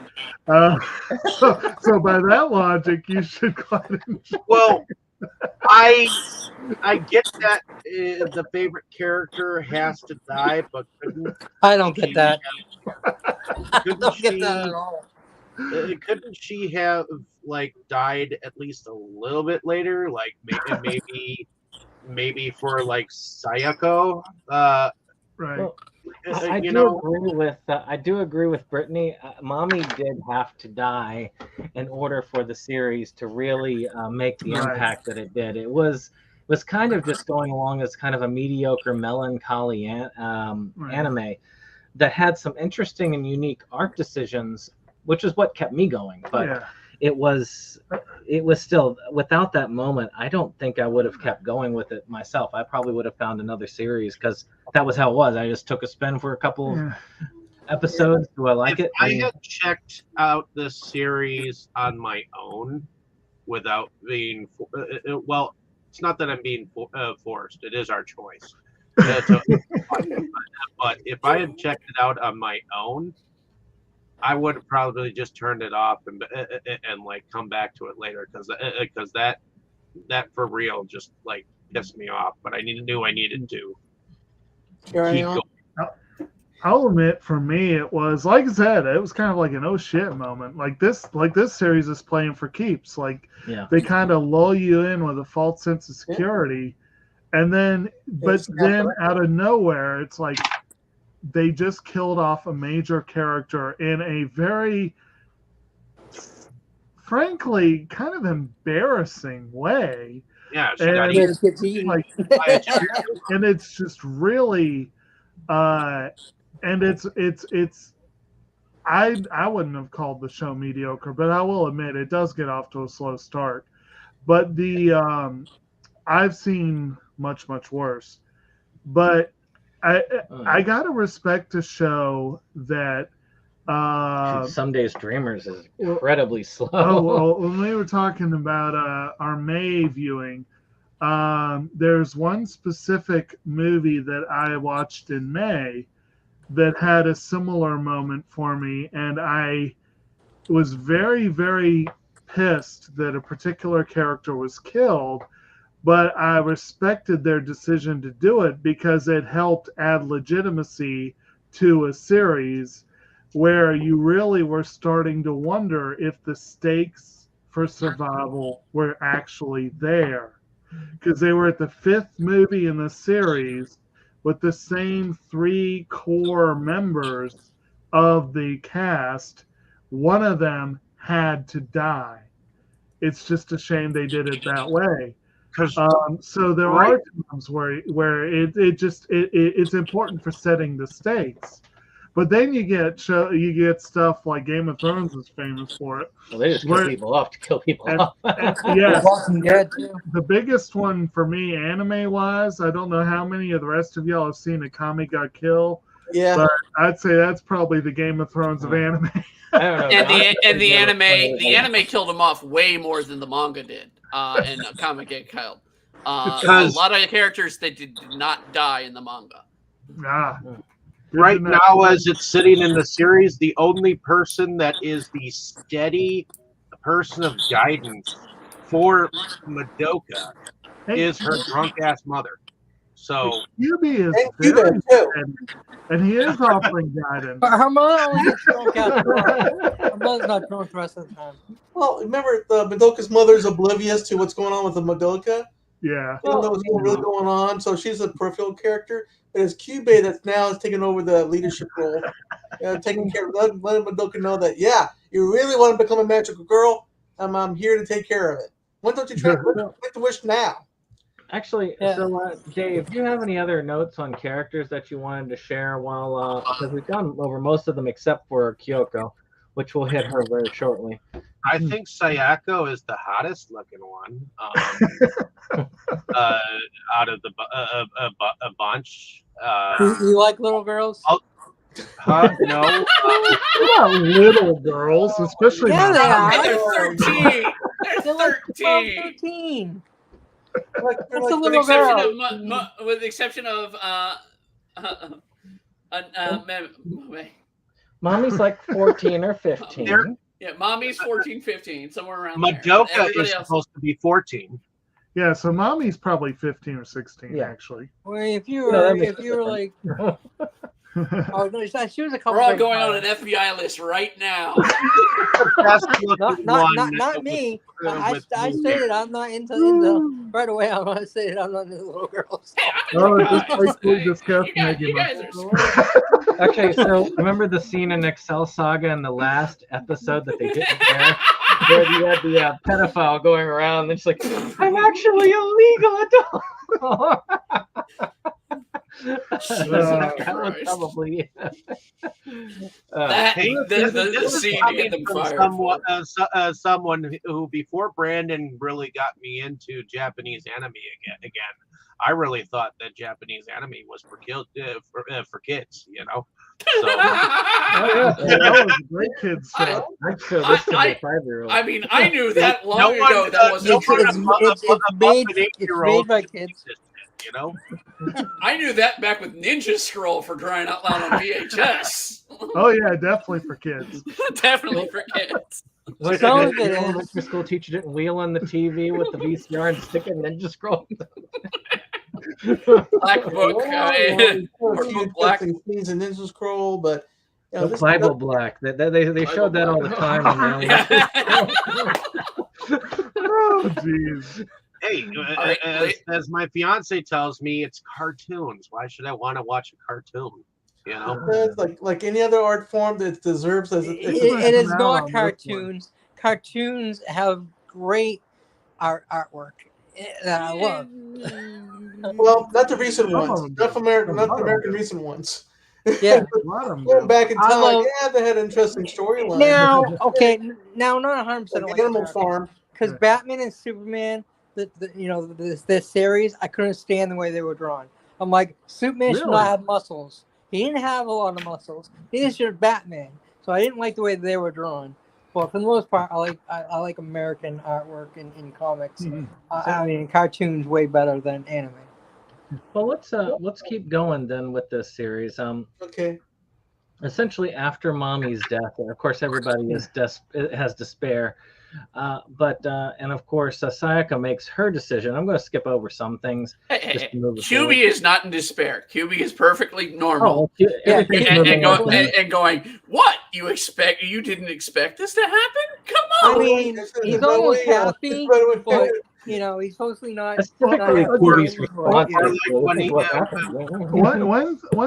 One thing notable about this though is that this happens after Madoka and Sayaka had actually found the grief seed themselves. Yeah. And Madoka goes after Mami, and Sayaka goes into the labyrinth with Kyubi. And eventually, Mami and Madoka rejoin them, but not before they run into a Homura, and Mami restrains Homura to keep her out of the fight. And of course, this leads to Sayaka falsely blaming Homura for just swooping in later, waiting for her to die. But actually, that was one of the coolest things I think about the way they did Mami's death, was they showed her go limp in silhouette, but then they showed Homura and the restraints just withered and fall off of her. And that's like, you knew at that moment. Yeah, she couldn't help. She was, Nami had restrained her. She tried to warn her. This witch is different. You're gonna get hurt, and she didn't listen. Instead of listening, she trapped her so that she couldn't get out and couldn't help. That also leads to the guilt that both Sayaka and Madoka feel, because not only did they lead Mami into the situation that caused her death, but they also didn't help, couldn't help. Right. But or as Kui's like, well, you could have helped. Contract. They can help him now. Make a contract. Yeah, you can do anything. Make a contract. You can save her. Make a contract. So, with that being said, of course, you guys, they go in. Kyoko starts coming in to fill the void of the missing magical girl. But we get to her in a minute, when we also realize that Sayaka has also become a magical girl when Madoka ends up finding another labyrinth, but this time with a I think she followed Hitomi into it because Hitomi was going to, because the witches have this ability to curse people, and the curse leads them to ending up dying, and then the witches eat their souls or harvest them, or making them commit suicide. And you see this with the first witch, with the girl trying to jump off the building, and then the second witch, and one of the other witches, which had, I thought this was even more sinister, where they're all almost in a cult-like behavior, where they're going to make chemicals and they're going to gas everybody and die. It's just, that was really freaky there. And Monica saved the day. She wasn't even magical. Yeah, that's the thing. That's one of the things people, I think, kind of do discount her in some ways, is she's much braver and more loyal. Yeah, because she didn't have any power, yet she still went along to places. She still put herself into danger without having any kind of powers or anything at all. She was the Xander of the show, like Buffy. That does save her, and that's as she becomes a magical girl to heal the hand. I still think that if you're gonna wish to heal him, just wish that he's fully healed. Oh, I agree. I was thinking the same thing. I'm like, when he was in the wheelchair, I'm like, why didn't she wish for him to be out of the wheelchair too? It might not have been that she specifically wished to heal his hand, because they don't really say. Probably wish that he would play again. It was probably she wished that he could play again. That was my guess. It basically was.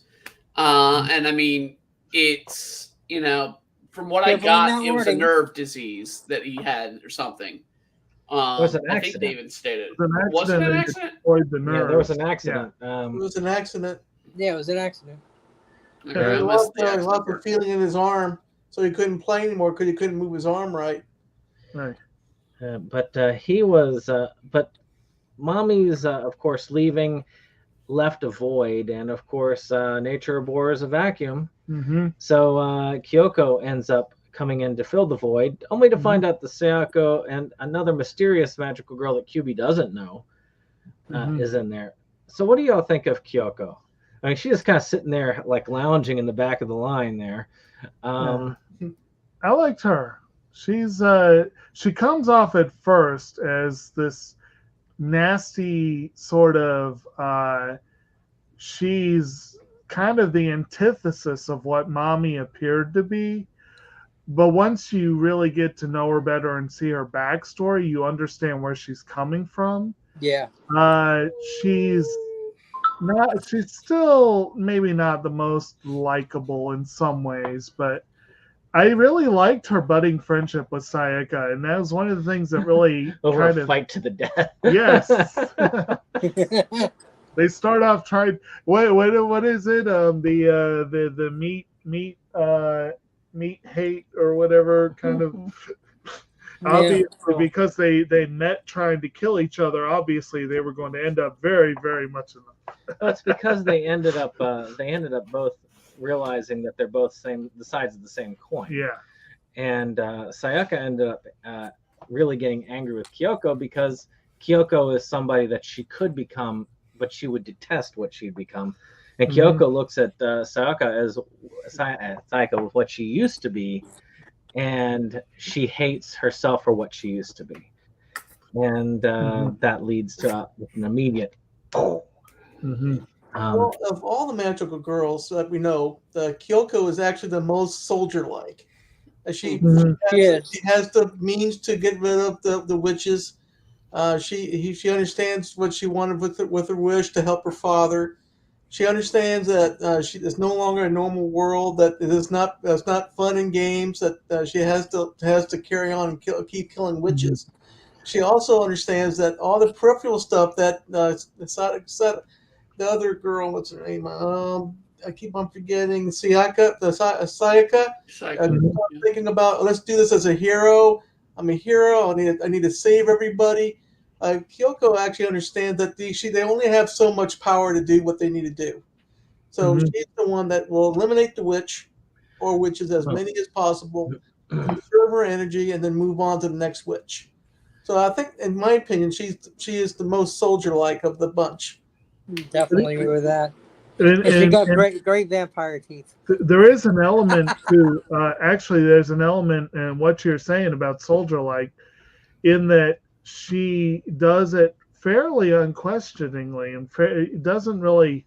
She has faith in the system until certain things shake her faith to its core.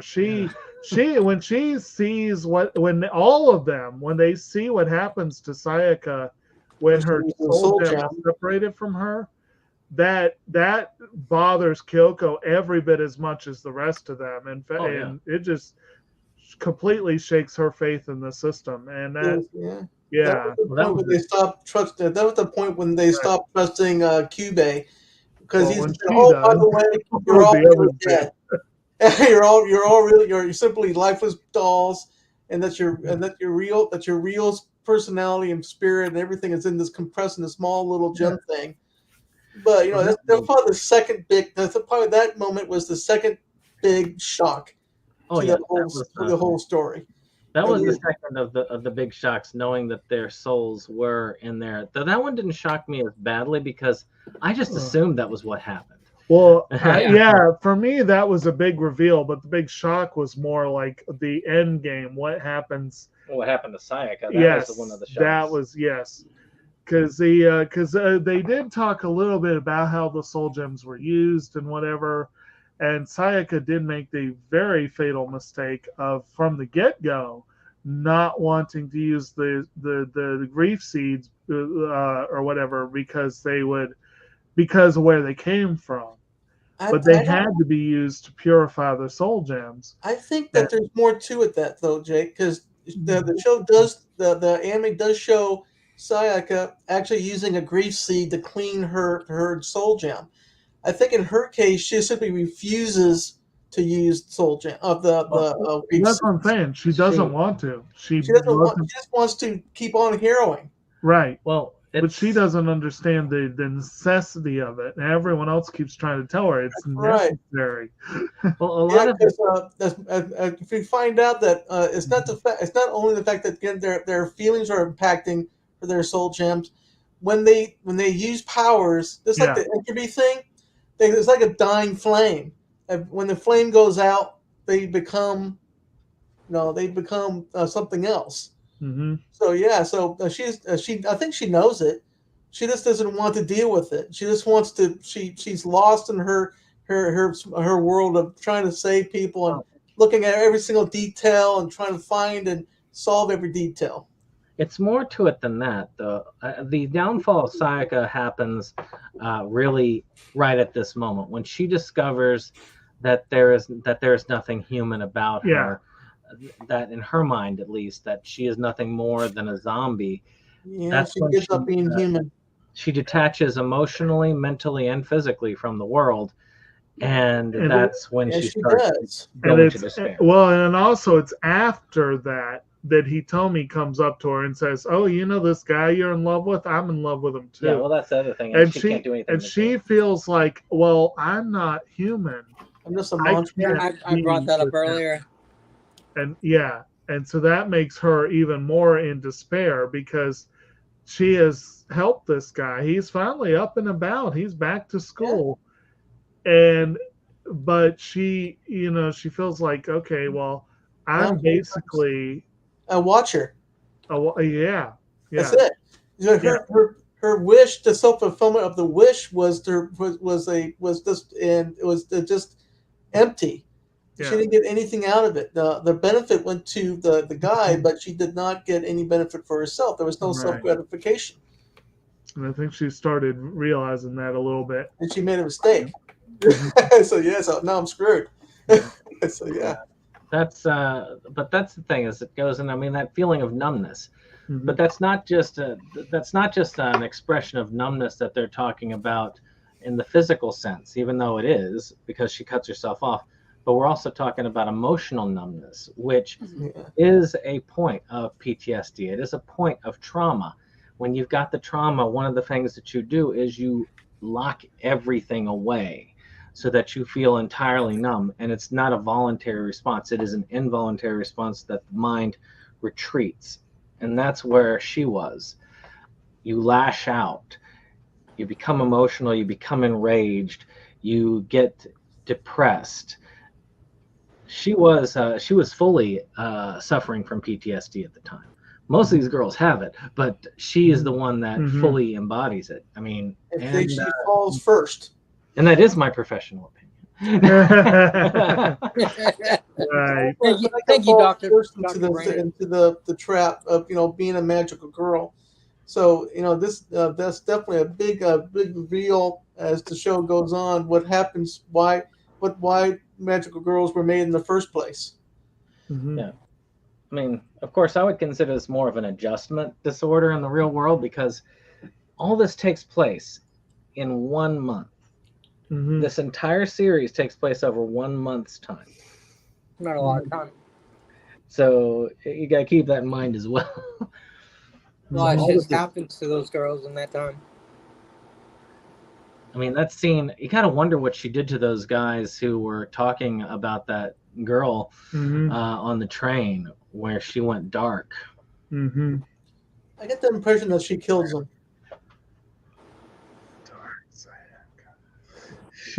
But that does lead to, I mean, her doing this weird, like she goes over the top and just starts hacking and slashing until it's dead.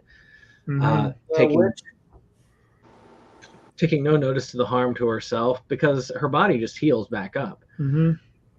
But her mind is constantly taking damage. Yeah, her spirit's broken. She's in despair. She can't see herself out of it. She just wants to. I guess she just wants to just hack and slash until she feels better. Mm-hmm. But so I mean, they end up having the scene with Kyoko and her. I mean, Kyoko and her, and Kyoko tells her backstory, and it's kind of a messed up backstory in itself. I mean, she also wished for the happiness of somebody. She used her wish to help her father be heard, and of course that led to the creation of a cult. But then the father realized, when he realized that it wasn't him doing it, but the wish, he ended up going off and killing himself and the family and leaving her alone. Mm-hmm. So I noticed that like some of y'all had not felt kind of sorry for her in that vein, or didn't feel like that was still how she acted. What leaves it to like feeling that was not, still her actions are not quite as justified, at least as far as how she developed through that?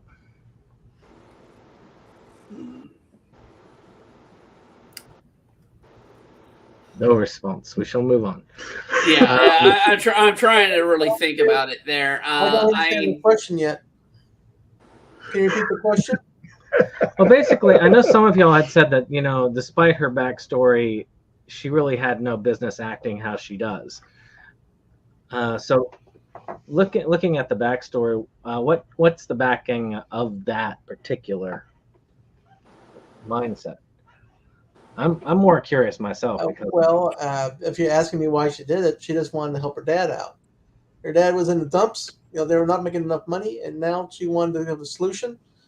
Kiwi comes along. She makes a wish to make her dad be heard, and now he's in charge of the cult. The dad turns around and slowly becomes insane, thinking that this is all bad and his family's cursed, and she's no good. She's an evil being, a supernatural evil being, and they all, of course, burn themselves up. And she's still alive, and then she decides that she won't help anybody but myself.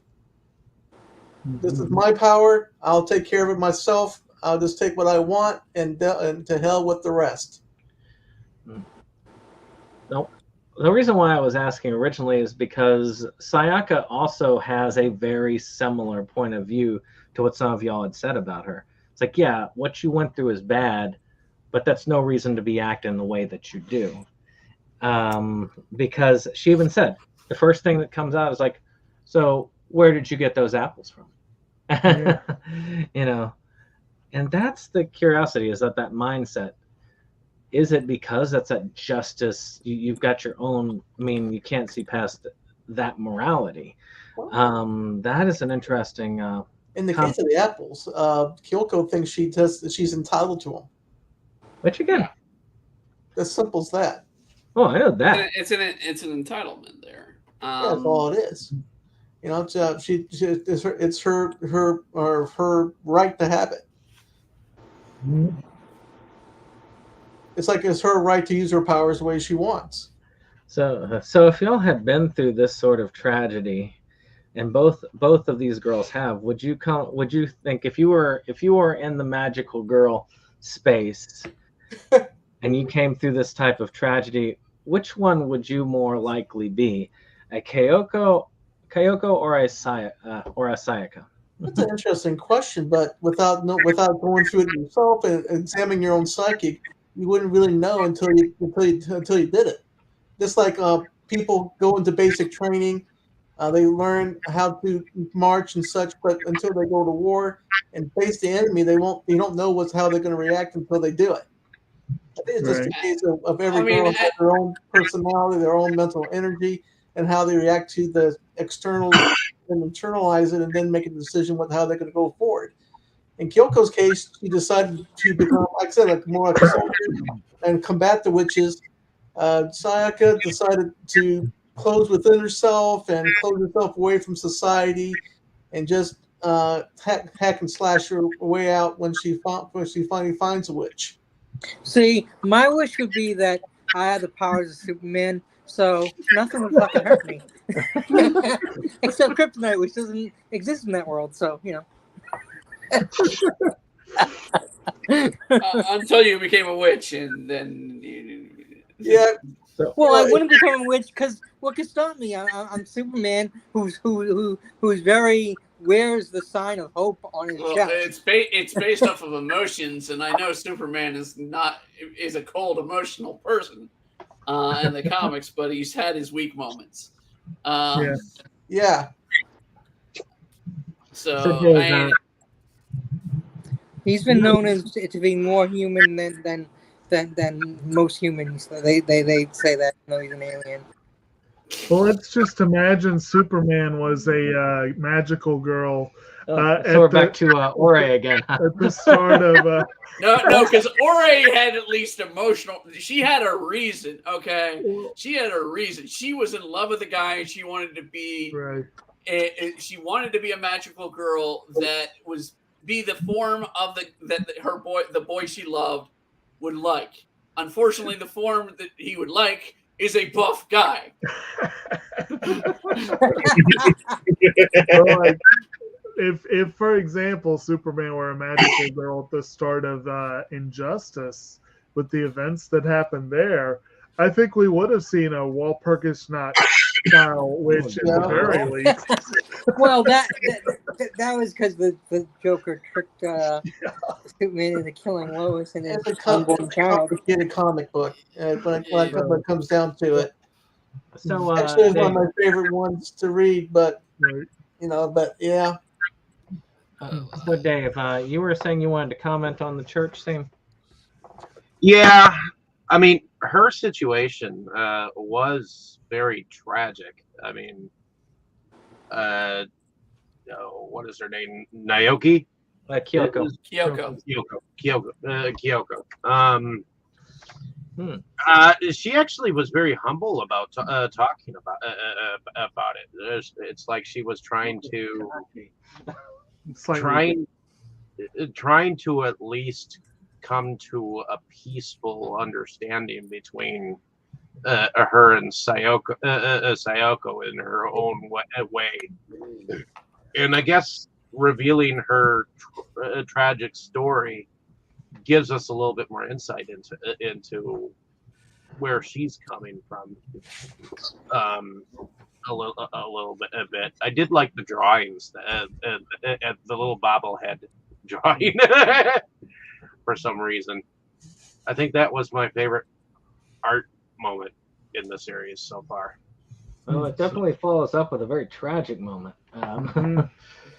But and that's when we get into our third major event that happens.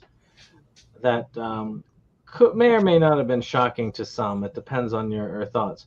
I had kind of, sort of thought something like that was going to happen, but I wasn't 100% until it did, which is where you saw what happens when a magical girl loses all hope. I totally saw that coming. Mm-hmm. And it was kind of like you keep on using the word tragic, but this is the ultimate tragic end to a magical girl. The whole purpose, we find out that when they lose all hope, when they have despair is too much, they are reborn. They lose their soul gem and becomes a grief seed. And that grief seed borns out a witch of a certain amount of magnitude of power, depending on the magical girl. They also say like familiars become witches also. Who eat enough, when they eat enough people. I was thinking that. I was thinking, familiar was actually the familiars are people. In my opinion, I think the familiars are people whose souls are eaten and corrupted by a witch. That's my guess. I don't think that ever was thoroughly. Yeah, they never mentioned. They never explained what exactly those familiars were. I think you might be right on that, or at least that was the theory I was. If all those people had killed themselves, they probably would end up being familiars. Well, like one line that. One moment that I just loved that was almost verbatim in the anime and the movie.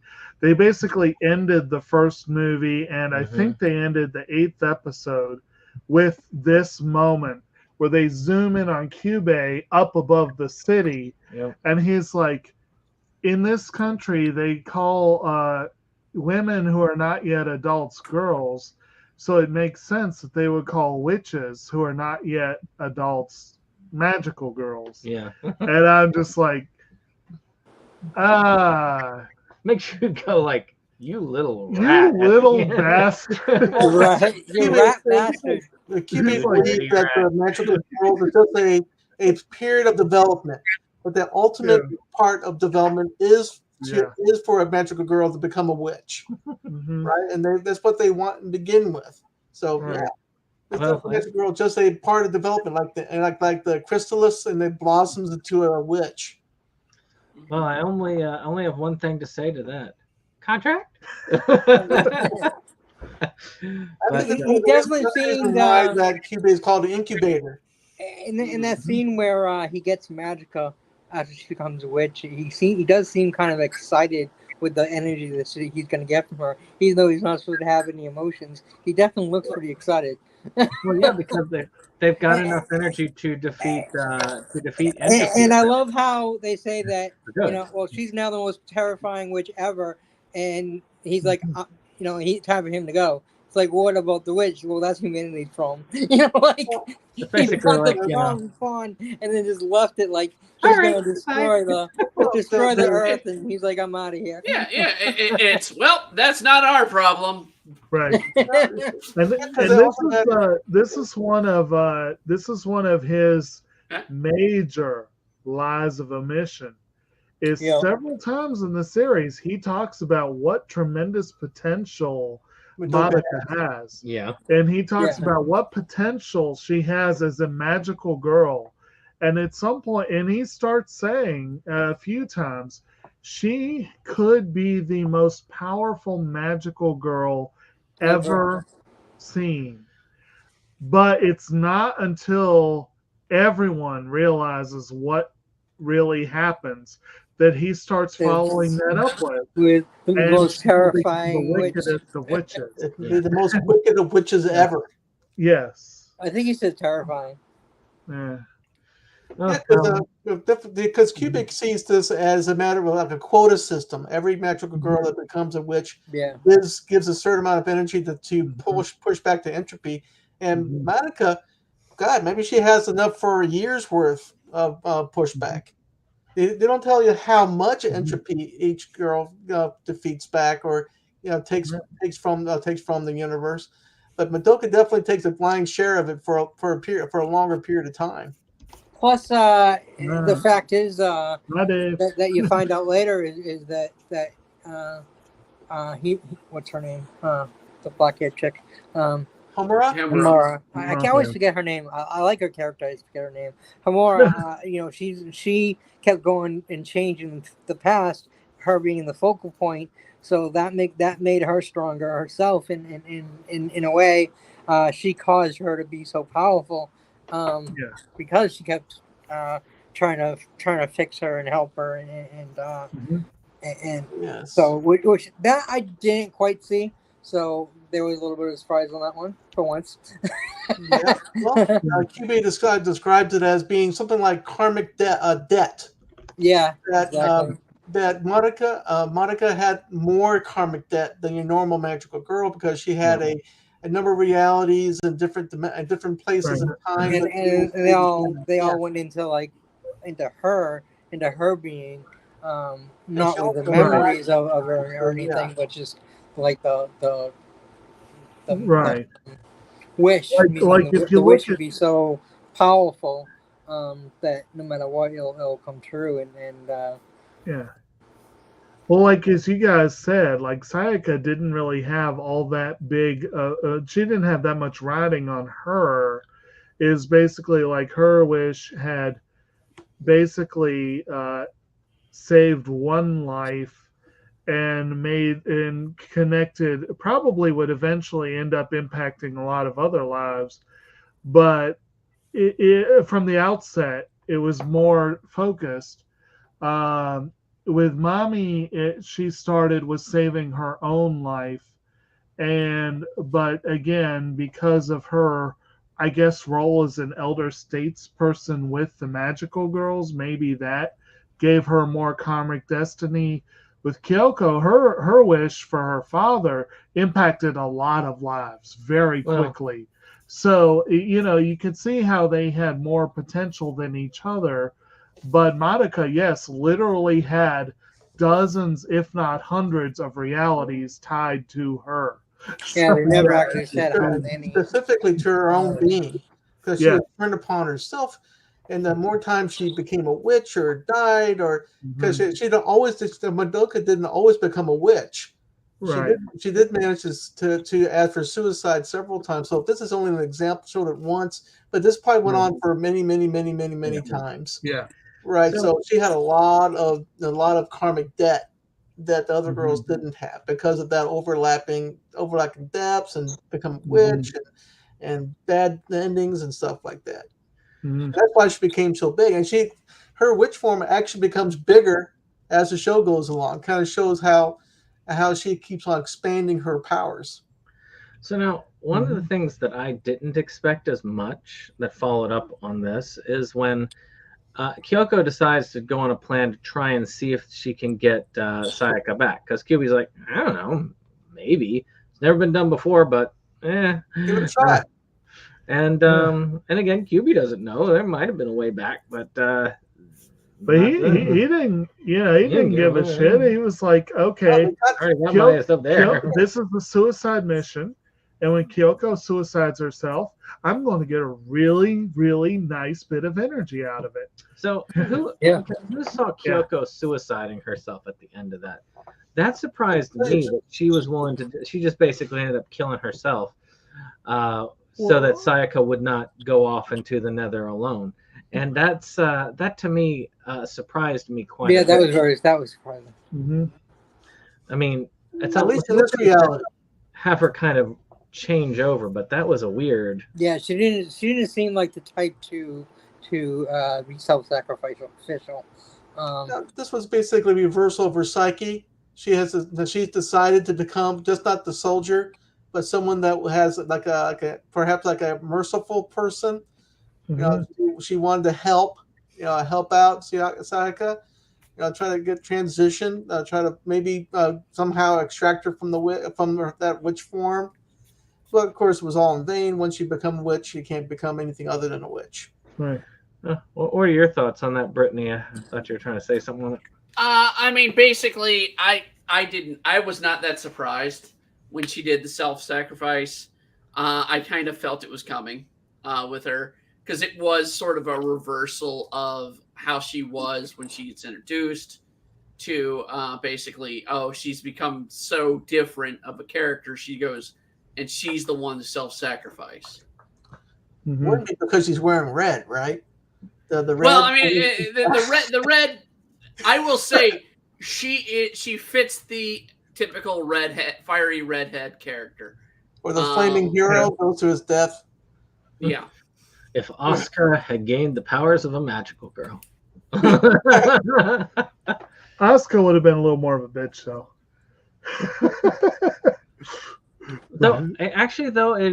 She is a weird enough one that I could see her possibly also flipping the switch and suiciding herself at the end of that too. Oh no, I could definitely see that. No question. You talk about an anime where you've got characters with fucked up psyches and trauma. Yeah. But yeah. Another lesser known anime that nobody's ever talked about. Then we go kind of into the story arc of Haruma. Yeah, they look into her past as a Madoka at that time, and then goes forward from there to watch her develop into the magical girl that she is now. And we've talked about this pretty extensively when we talked about the character. Mm-hmm. But did anybody have anything to add about that? I did like in that progression. I did like where they start her with like a golf club or whatever, wailing on this thing, and they're like, "Well, there's not really a lot of power there." And then it cuts to a scene of her learning to make bombs, and it's like, I really like that. Like, well, we can't. I don't want to get close to her because she's just going to blow us up. Right. Well, I mean, it's the only time we really see them work as a team, also. Yeah.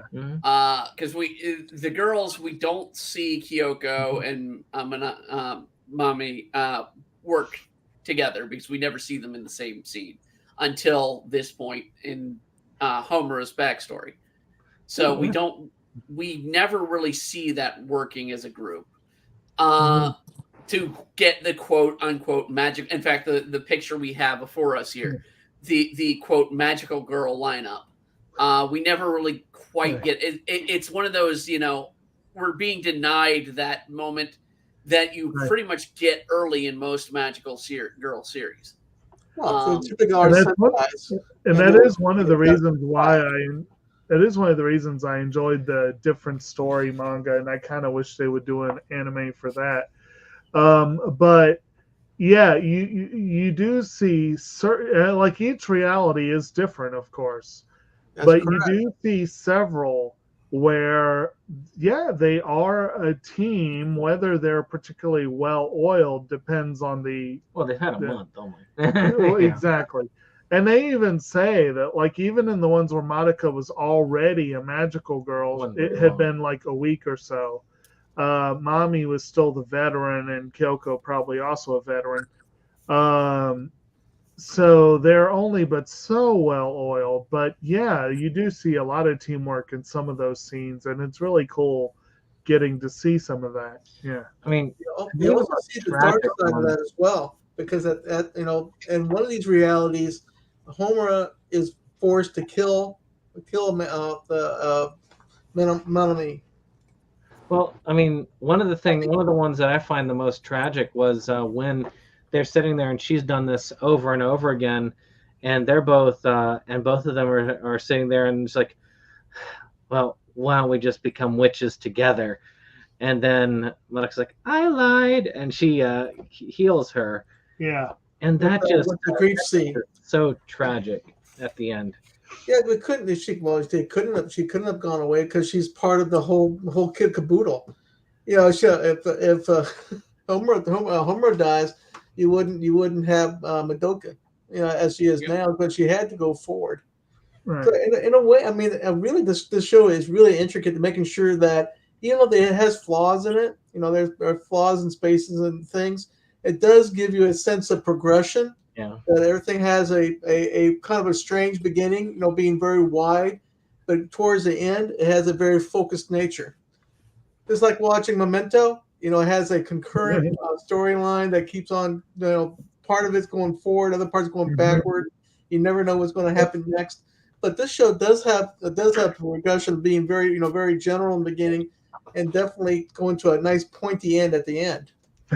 Well, for the sake of time, I will just move on forward to just say at the end of it all, we get to the big fight. It looks like it's a failure with Madoka again trying to take on the role of magical girl, but this time she has learned from all of the past issues and wishes that there are no more witches. Essentially, that she can heal all of them, essentially. Well, it's also notable that before she jumps into the fray, Homura is once again trying to do battle. Yes. But she is in severe danger of becoming a witch herself. Yeah, she ends up getting trapped in her. Now has she has the knowledge that she herself is the reason for Madoka's issues. And so she, in trying to save her friend, she had doomed her essentially. So yeah, she was perilously close to finally becoming a witch. I would say that witch is probably the closest that we get to see QB go, what the fuck? Which is, but that's just gonna make you. That'll make you a god. You'll never rest. You'll just be doing this. And, like, which is tragic in itself. I mean, yeah, she has the powers of the god, but now she doesn't have a family anymore. She doesn't have friends anymore.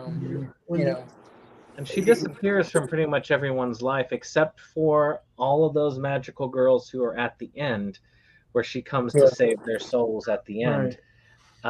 She says she made a cosmic wish to end all the witches before they become witches, anytime and anywhere. And she hasn't been able to once. She basically becomes the Maho Shoujo version of a Shinigami. Yeah, I like how QB is like, well, nope, she's still going to become a witch herself in the end, and she'll become the greatest of all witches. And Madoc's like, nope, my wish was all witches. That includes myself, and I will come back. And that is almost the brilliance of that wish. Yeah, it was foolproof. Yeah. I mean, it's very much, to use a more modern reference. It's very much the Doctor Strange moment at the end of Doctor Strange, where it's like, we can keep playing this game over and over again. I'll just screw you over, and we'll just keep playing this game for all eternity. Yeah. The fault line guy. The Dormammu moment. time clock. Yeah. Yeah. The Dormammu. Yeah. Dormammu's brain is very compact. Talking about quickly though, the winter's night and Homer's witch form actually forms a sand glass or hourglass. So, just the ending of it essentially is when we get to it. She is allowed to kind of remember Madoka did exist when Madoka gives her ribbon. But she is the only one really. All the other magical girls in the world only know that there's this person that appears at the end. Yeah, not even Kyubey knows of her, and he doesn't even know witches, but he likes the idea of the witches. He likes the idea, which the universe now works on a different set of laws and rules. That the witch universe work differently than this particular universe. And of course, everything. Yeah, and of course, Madoka realizes that she couldn't save Sayaka from death, basically, but she was able to save her from becoming a witch. So that's a nice little scene there where they have together. And again, I love the thing that Madoka's little brother can still see her as an imaginary friend. And he'll grow out of it, of course, but it's a nice little touch there. But at the end of it all, it does set up, of course, a sequel with these specters and the race that are very odd looking creatures. Look like monks, witches. Basically. Again with that artwork. In this show, it's very important. The last episode to watch it all the way through the titling, everything. What, really, Roger? You have to watch all the way to the end. I did. Wow. You didn't skip the titles? Wow. In the last episode, you're supposed to watch the last episode all the way through until the end minute. I did. All the way until it said Buffy up next in 1 second. I don't know why I was going to Buffy, but so Hulu decided. Huh? It's the same show. Madoka's really Buffy the Vampire Slayer. Yeah, okay. Sure. Well, I mean, I did make the comparison of Xander to Monica. Yeah.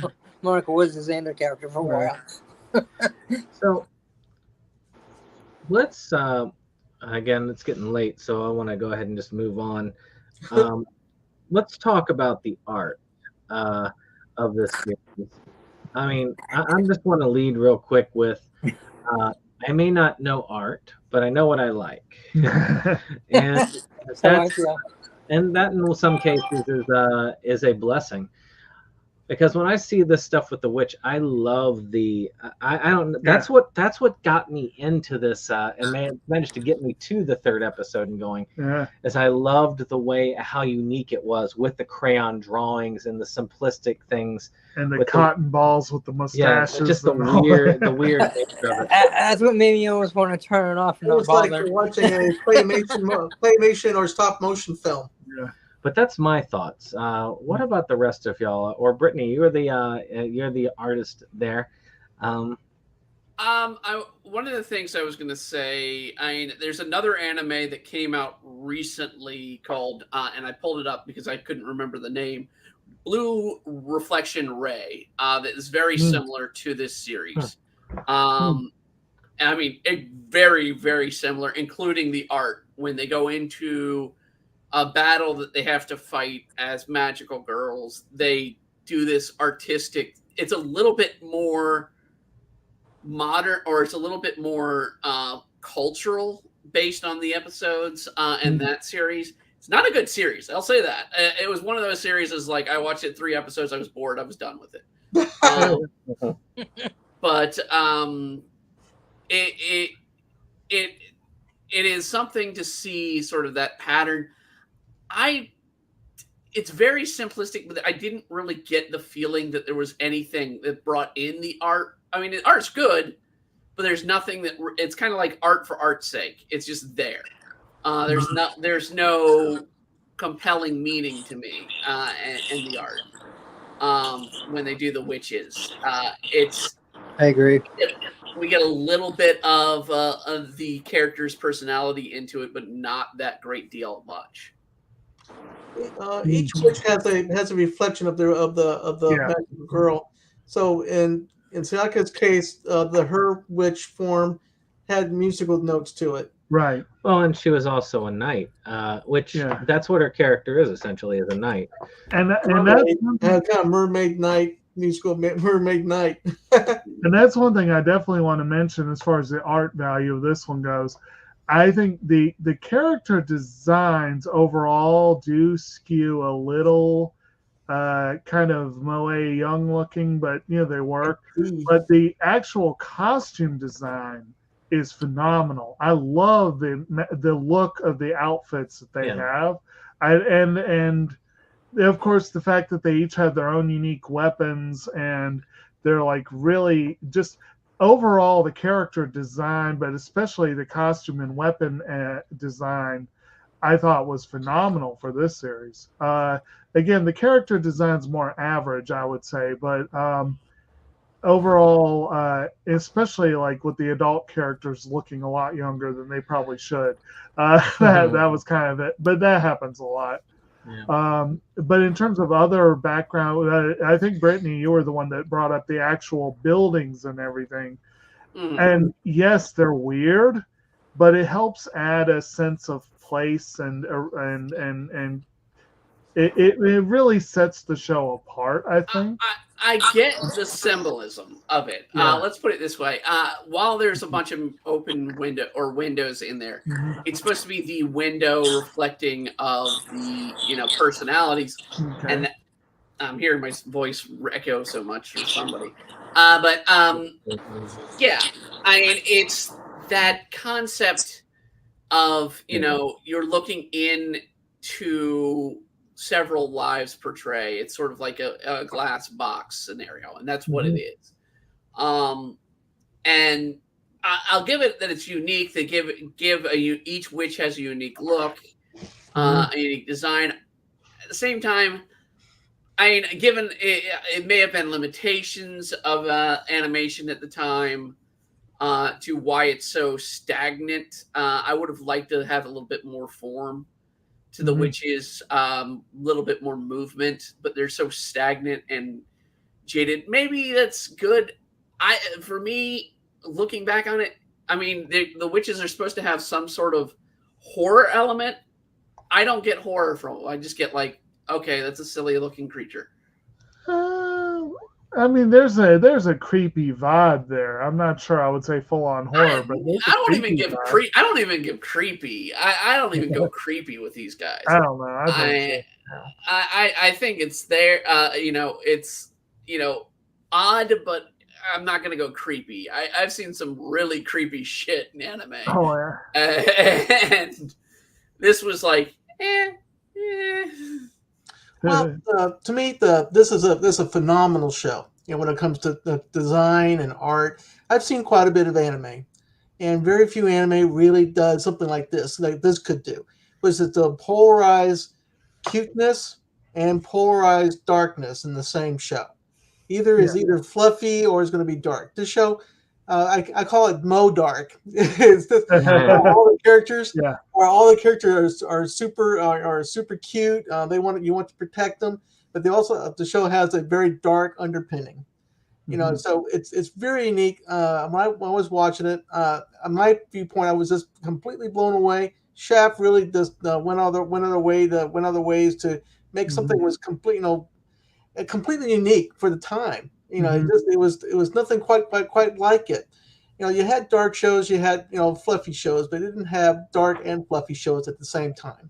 And also accomplished that because you could take all the girls, all of them had their cute parts, but all of them had their darker parts. There's nothing in the show that was completely one way or the other way. Everything had shades of gray. I thought it was just phenomenally well done. In my viewpoint. And I will also say, as far as Shaft productions I've seen, and I've seen a fair number at this point, they love to throw in art for art's sake.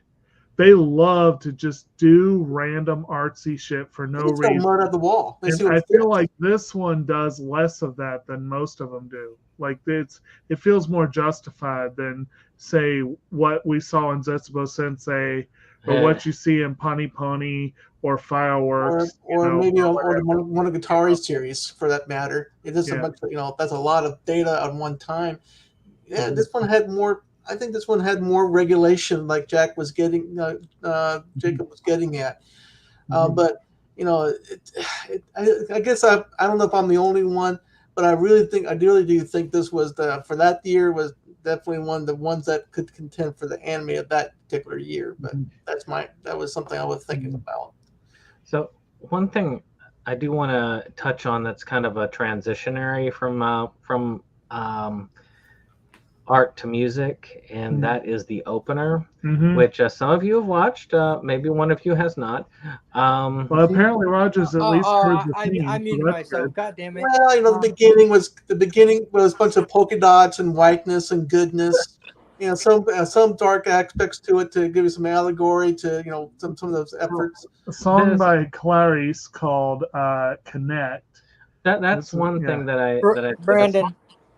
Yes. Before you go into it, can I finish saying what about go art? ahead.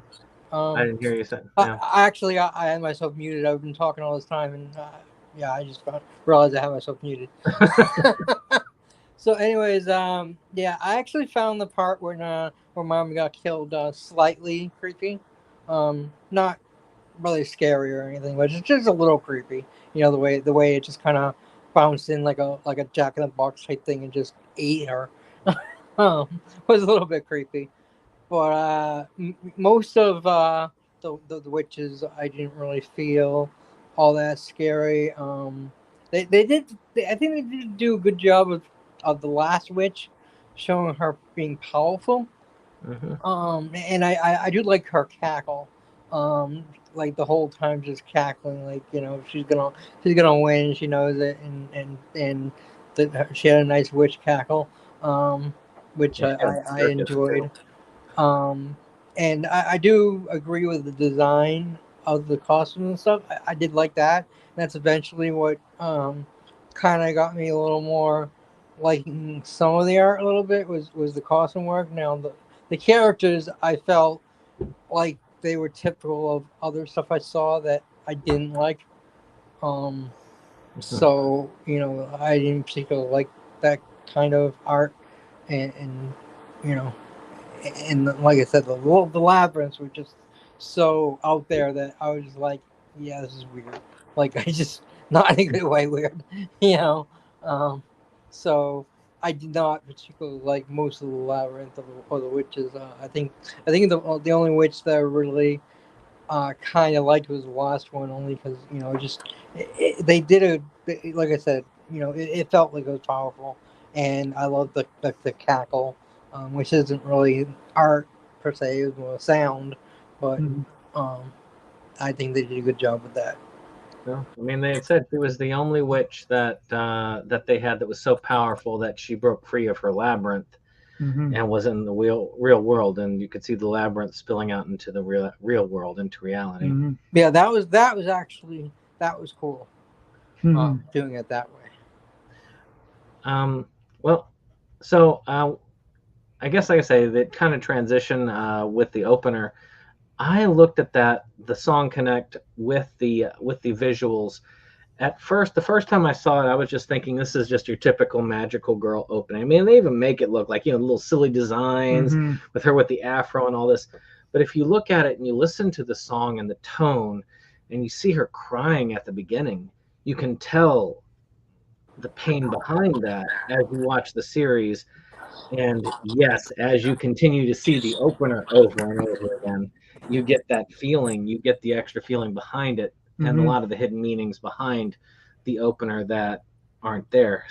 Whereas in School Live, they kind of change the opener subtly as it goes along to make it more and more dark. More realistic to what's going on with the situation, other than what the main girls thought everything was all right. But in this one, it's more like your mindset changes with the series. So even though the opener is the same, how you view the opener changes. I agree with that. And then, as I made the point earlier, in trying to get people to watch all the way through, the enders on this series, I think, are important. You have the first 2 episodes. You have a theme called "See You Tomorrow," which is sung by Madoka's actress Aoi Yuki, and they're very peppy, upbeat, kind of magical girl, what you'd expect. But then episode 3, you get what happens to mommy, and then it ends with this weird ass creepy thing by Calafina called Magia, and that's your ender with slight alterations, I think, to the visuals until episode 8, and it comes back for episode 11. Episode 9, after everything plays out with Sayaka, you have one called "And I'm Home," which is a very pretty, very sad song by Eri Kitamura and Ayanonoka, who are Sayaka and Kyoko's voice actors. And then you have "Connect," the opening theme, playing at the end of episodes 10 and 12. And as Roger pointed out, 12 actually has a little bit of post-episode added on.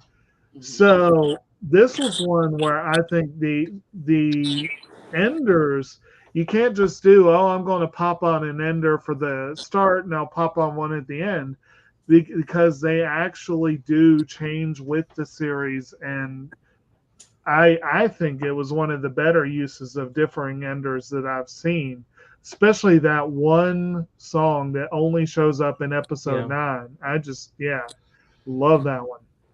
But, and there's a lot of insert music too. You got the well, they would have heard that one. Particularly the what? but Roger would have heard those. But the use of Ave Maria, Ave Maria is a big theme in this series, and they've also got some other nice uses of classical music, and overall the background music. I love the background music in this series. I mean, that's what I was going to be bringing up. I mean, the background music. You rarely get a point in music where you hear somebody play a recording backwards, which is what they do at times in the background music. Is they do some of the recording and play it backwards in the show to give it that sort of creepy feel that is very uneasy and unwelcoming. And I noticed that a lot more in this watch through than I have in the past, where you've got the music is very mood stating. Even in the happy moments, it's like, oh, happy. But if you're listening to the music, you're like, no, something's off. Something's really off here. Yeah.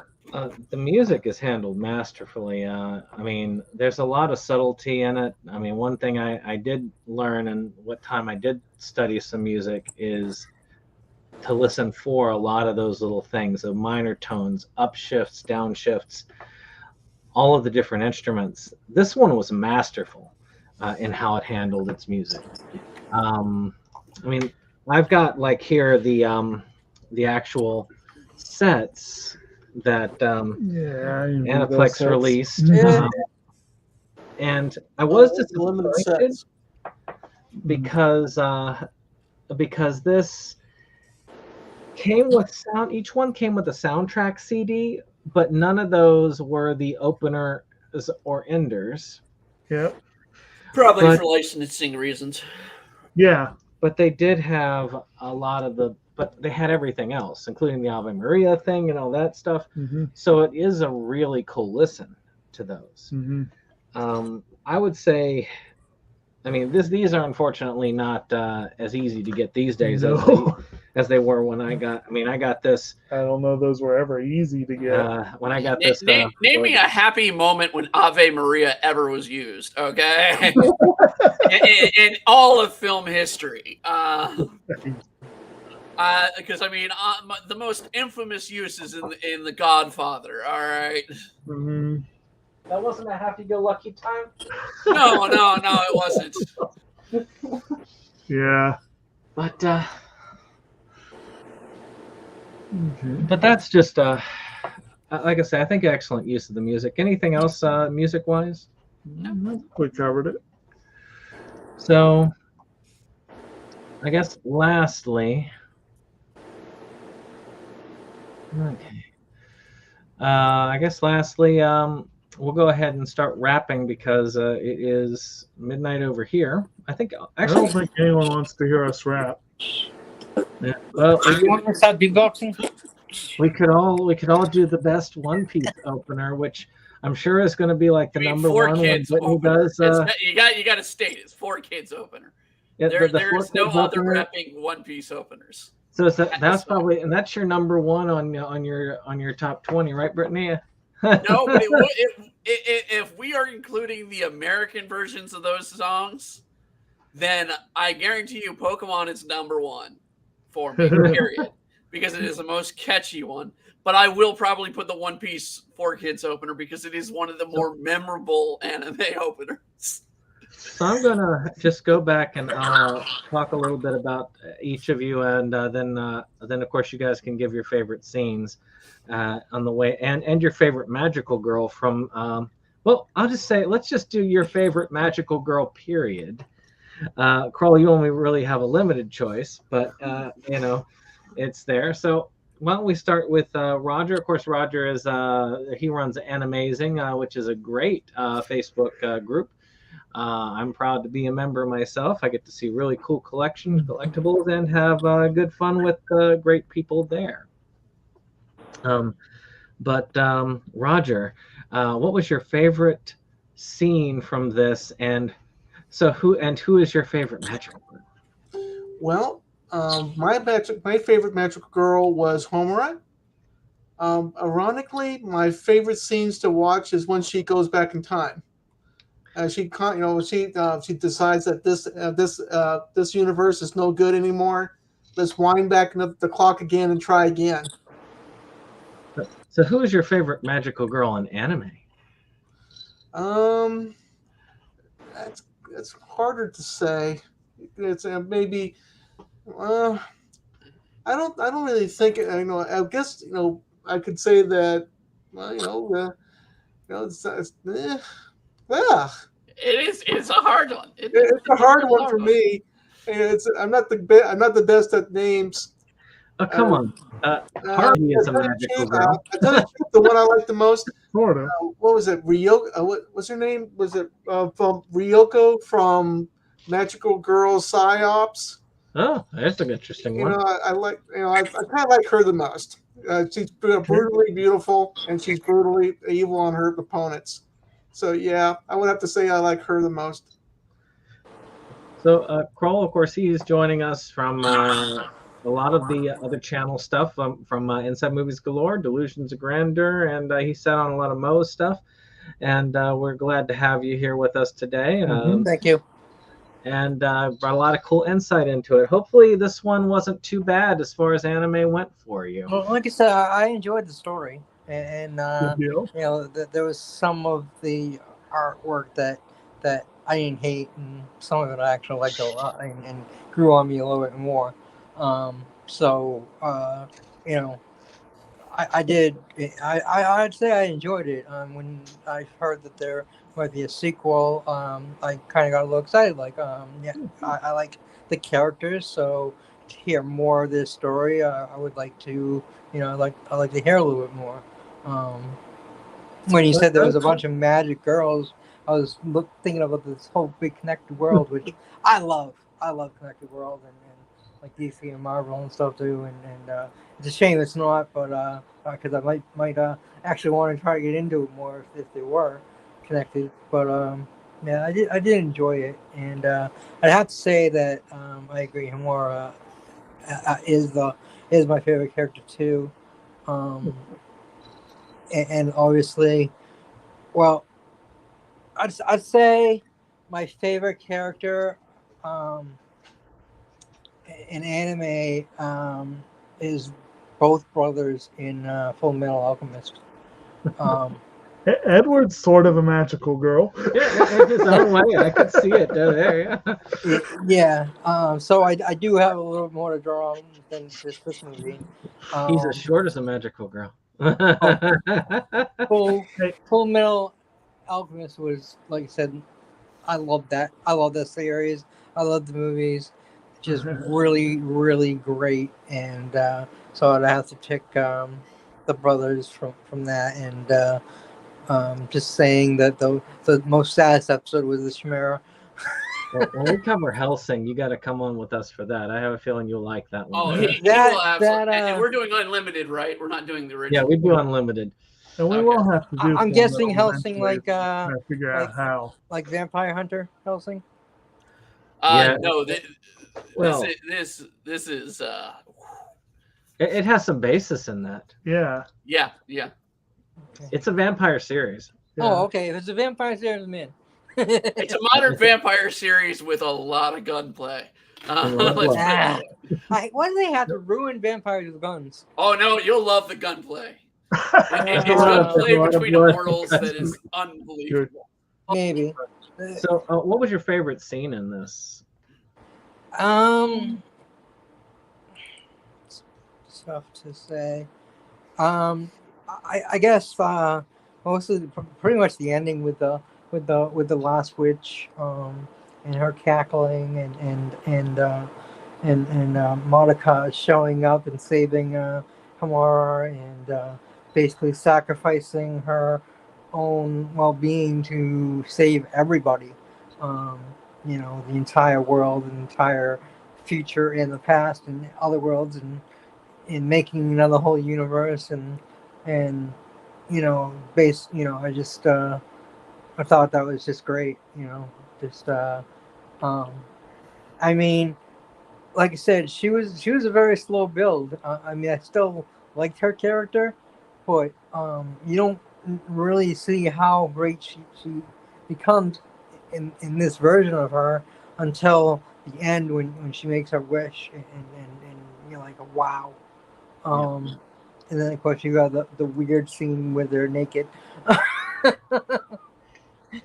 I said, the scene would have been great if they weren't quite naked. Like, I just don't understand why they needed to be naked.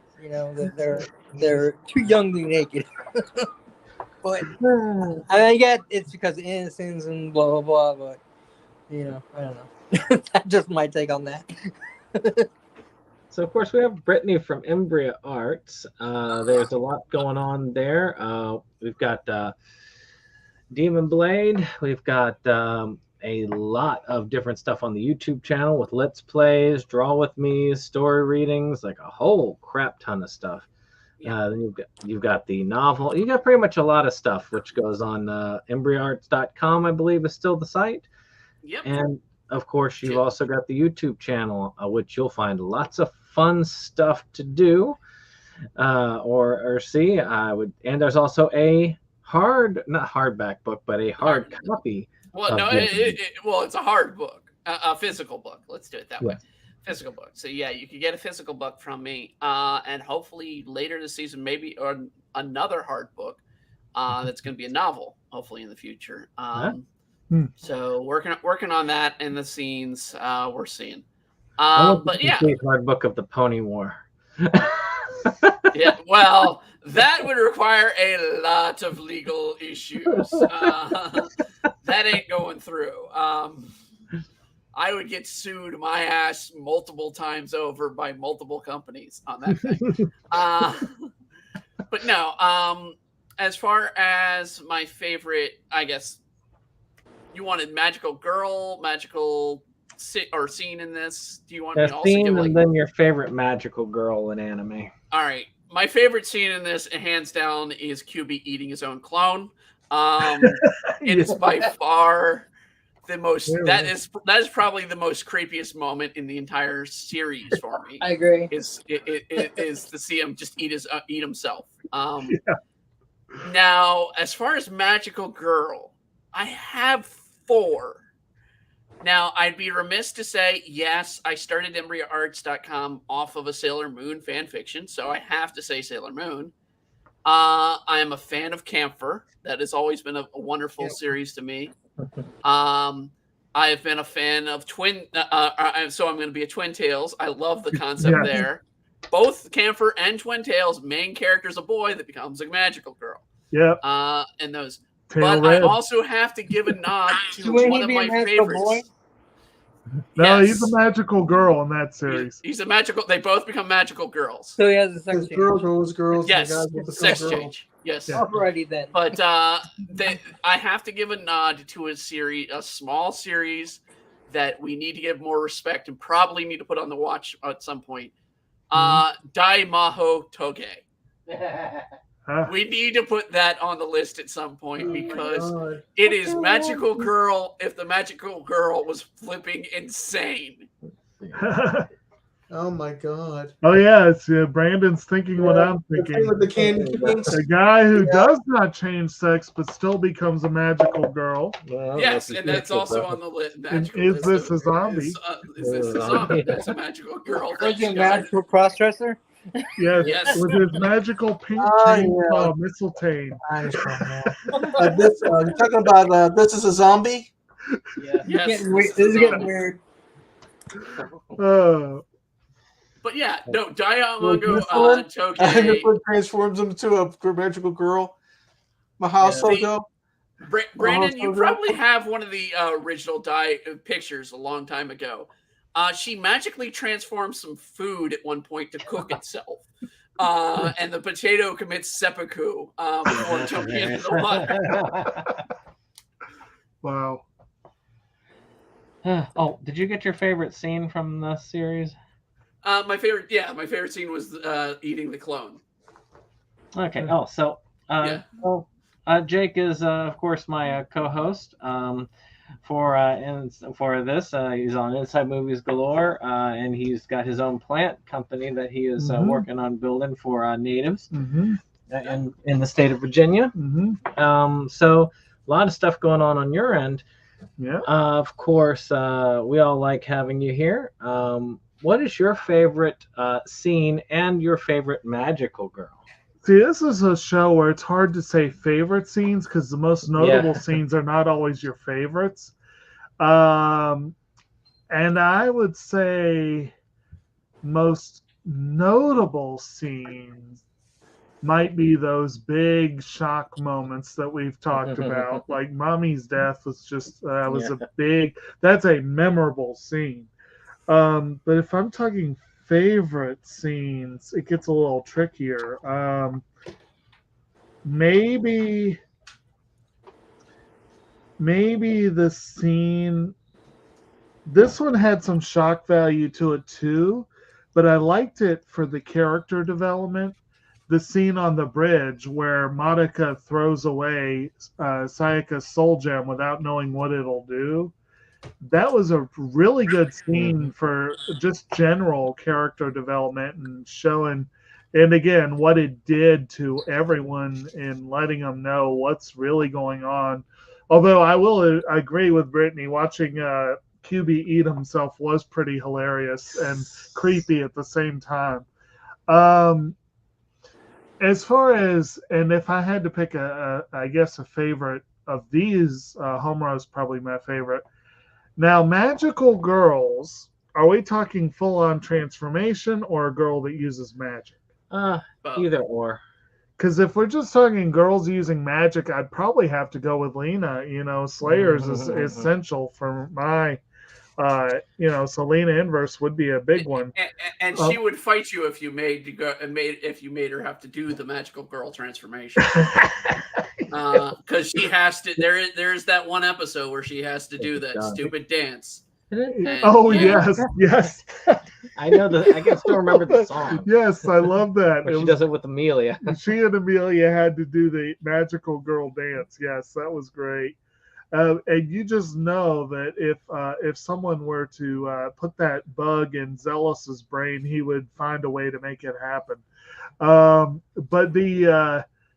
But in terms of one, I just want to mention, technically a series that had quite a few potential magical girls in it that maybe didn't age as well as it could have, but I still think it's a little worth a revisit in some ways, is the Negima series. I really love at the end of the manga, they set up potentially tons of spin-offs that they never did. And I really want to see a magical girl UA or a magical detective UA series. Because UA ended up being the full-on magical girl out of that entire class. And they set up like she was going to be a detective or whatever. I would love to see that series. And so I just want to mention that, I think, But, oh, right. Yeah. Well, of course, Dave is with Inside Movies Galore and Delusions of Grandeur. They cover movies. We have a movie discussion on Inside Movies Galore tomorrow night covering these two films that you see in the background, which are essentially what we just discussed. So if you want to hear this discussion over again with different people, hopefully we'll have several different people, hopefully. And Dave actually being there, having fully seen it at that point. Check it out there. I'm going to try and hit it a little bit faster that time, though. And I'm sure that his favorite scene was the death of Mommy, as he'd already shown, because he liked that part. So actually, the scene that impacted me the most probably would be that one, because without that, I probably would not have continued to watch the series. So I have to give that as the scene that I give the most importance to. Favorite magical girl, Belle Dandy, right off the bat. Yeah, you could call them magical girls. Well, she is a magical girl. Yeah, so Erd would definitely be high on my now, list. if you want a transforming magical girl, transformation scene. There's no normal than the supernatural one. Now, if you want to, go ahead. You want a transforming magical girl? Puni with gutting the fish in order to transform herself. I mean, if I were to put a traditional magical girl on my list, I mean, in the sense of, Sailor Moon-esque without Sailor Moon, I would go with the main character of Shoujo Charo, which is another series a lot of people don't know about. And Peach Pet's a good one. I guess if you got to at least mention Sailor Moon, then I would definitely go with Sailor Jupiter out of that series. Okay. But anyway. or the wedding. Everybody loves them. Well, I mean, the reason why I say you have to go with Sailor Moon is the elephant in the room. It's the definition of the magical girl genre. Probably a gateway anime just by itself. Gateway to magical girl is the one to go to. Now, given I watched Cutie Honey before I watched Sailor Moon, and technically Cutie Honey is a magical girl as well. It is. It is considered the first one, I guess. But Sailor Moon would be the one that people would recognize the most. So next, there are parts of Cutie Honey I'd recognize.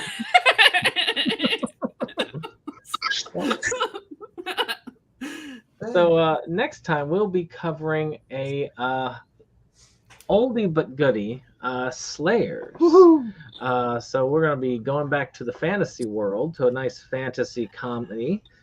And we're only going to do the first season this time around, but who knows? It might be one that we come back to in the future. We'll have to be on for that one. Second favorite character, so we got to get to him eventually. Oh, I think that the series is going to be worth a revisit later on, if anything, for the themes alone. Oh, yeah. But with that being said, please click like, subscribe, and of course, we will see you all on the next one. Goodbye.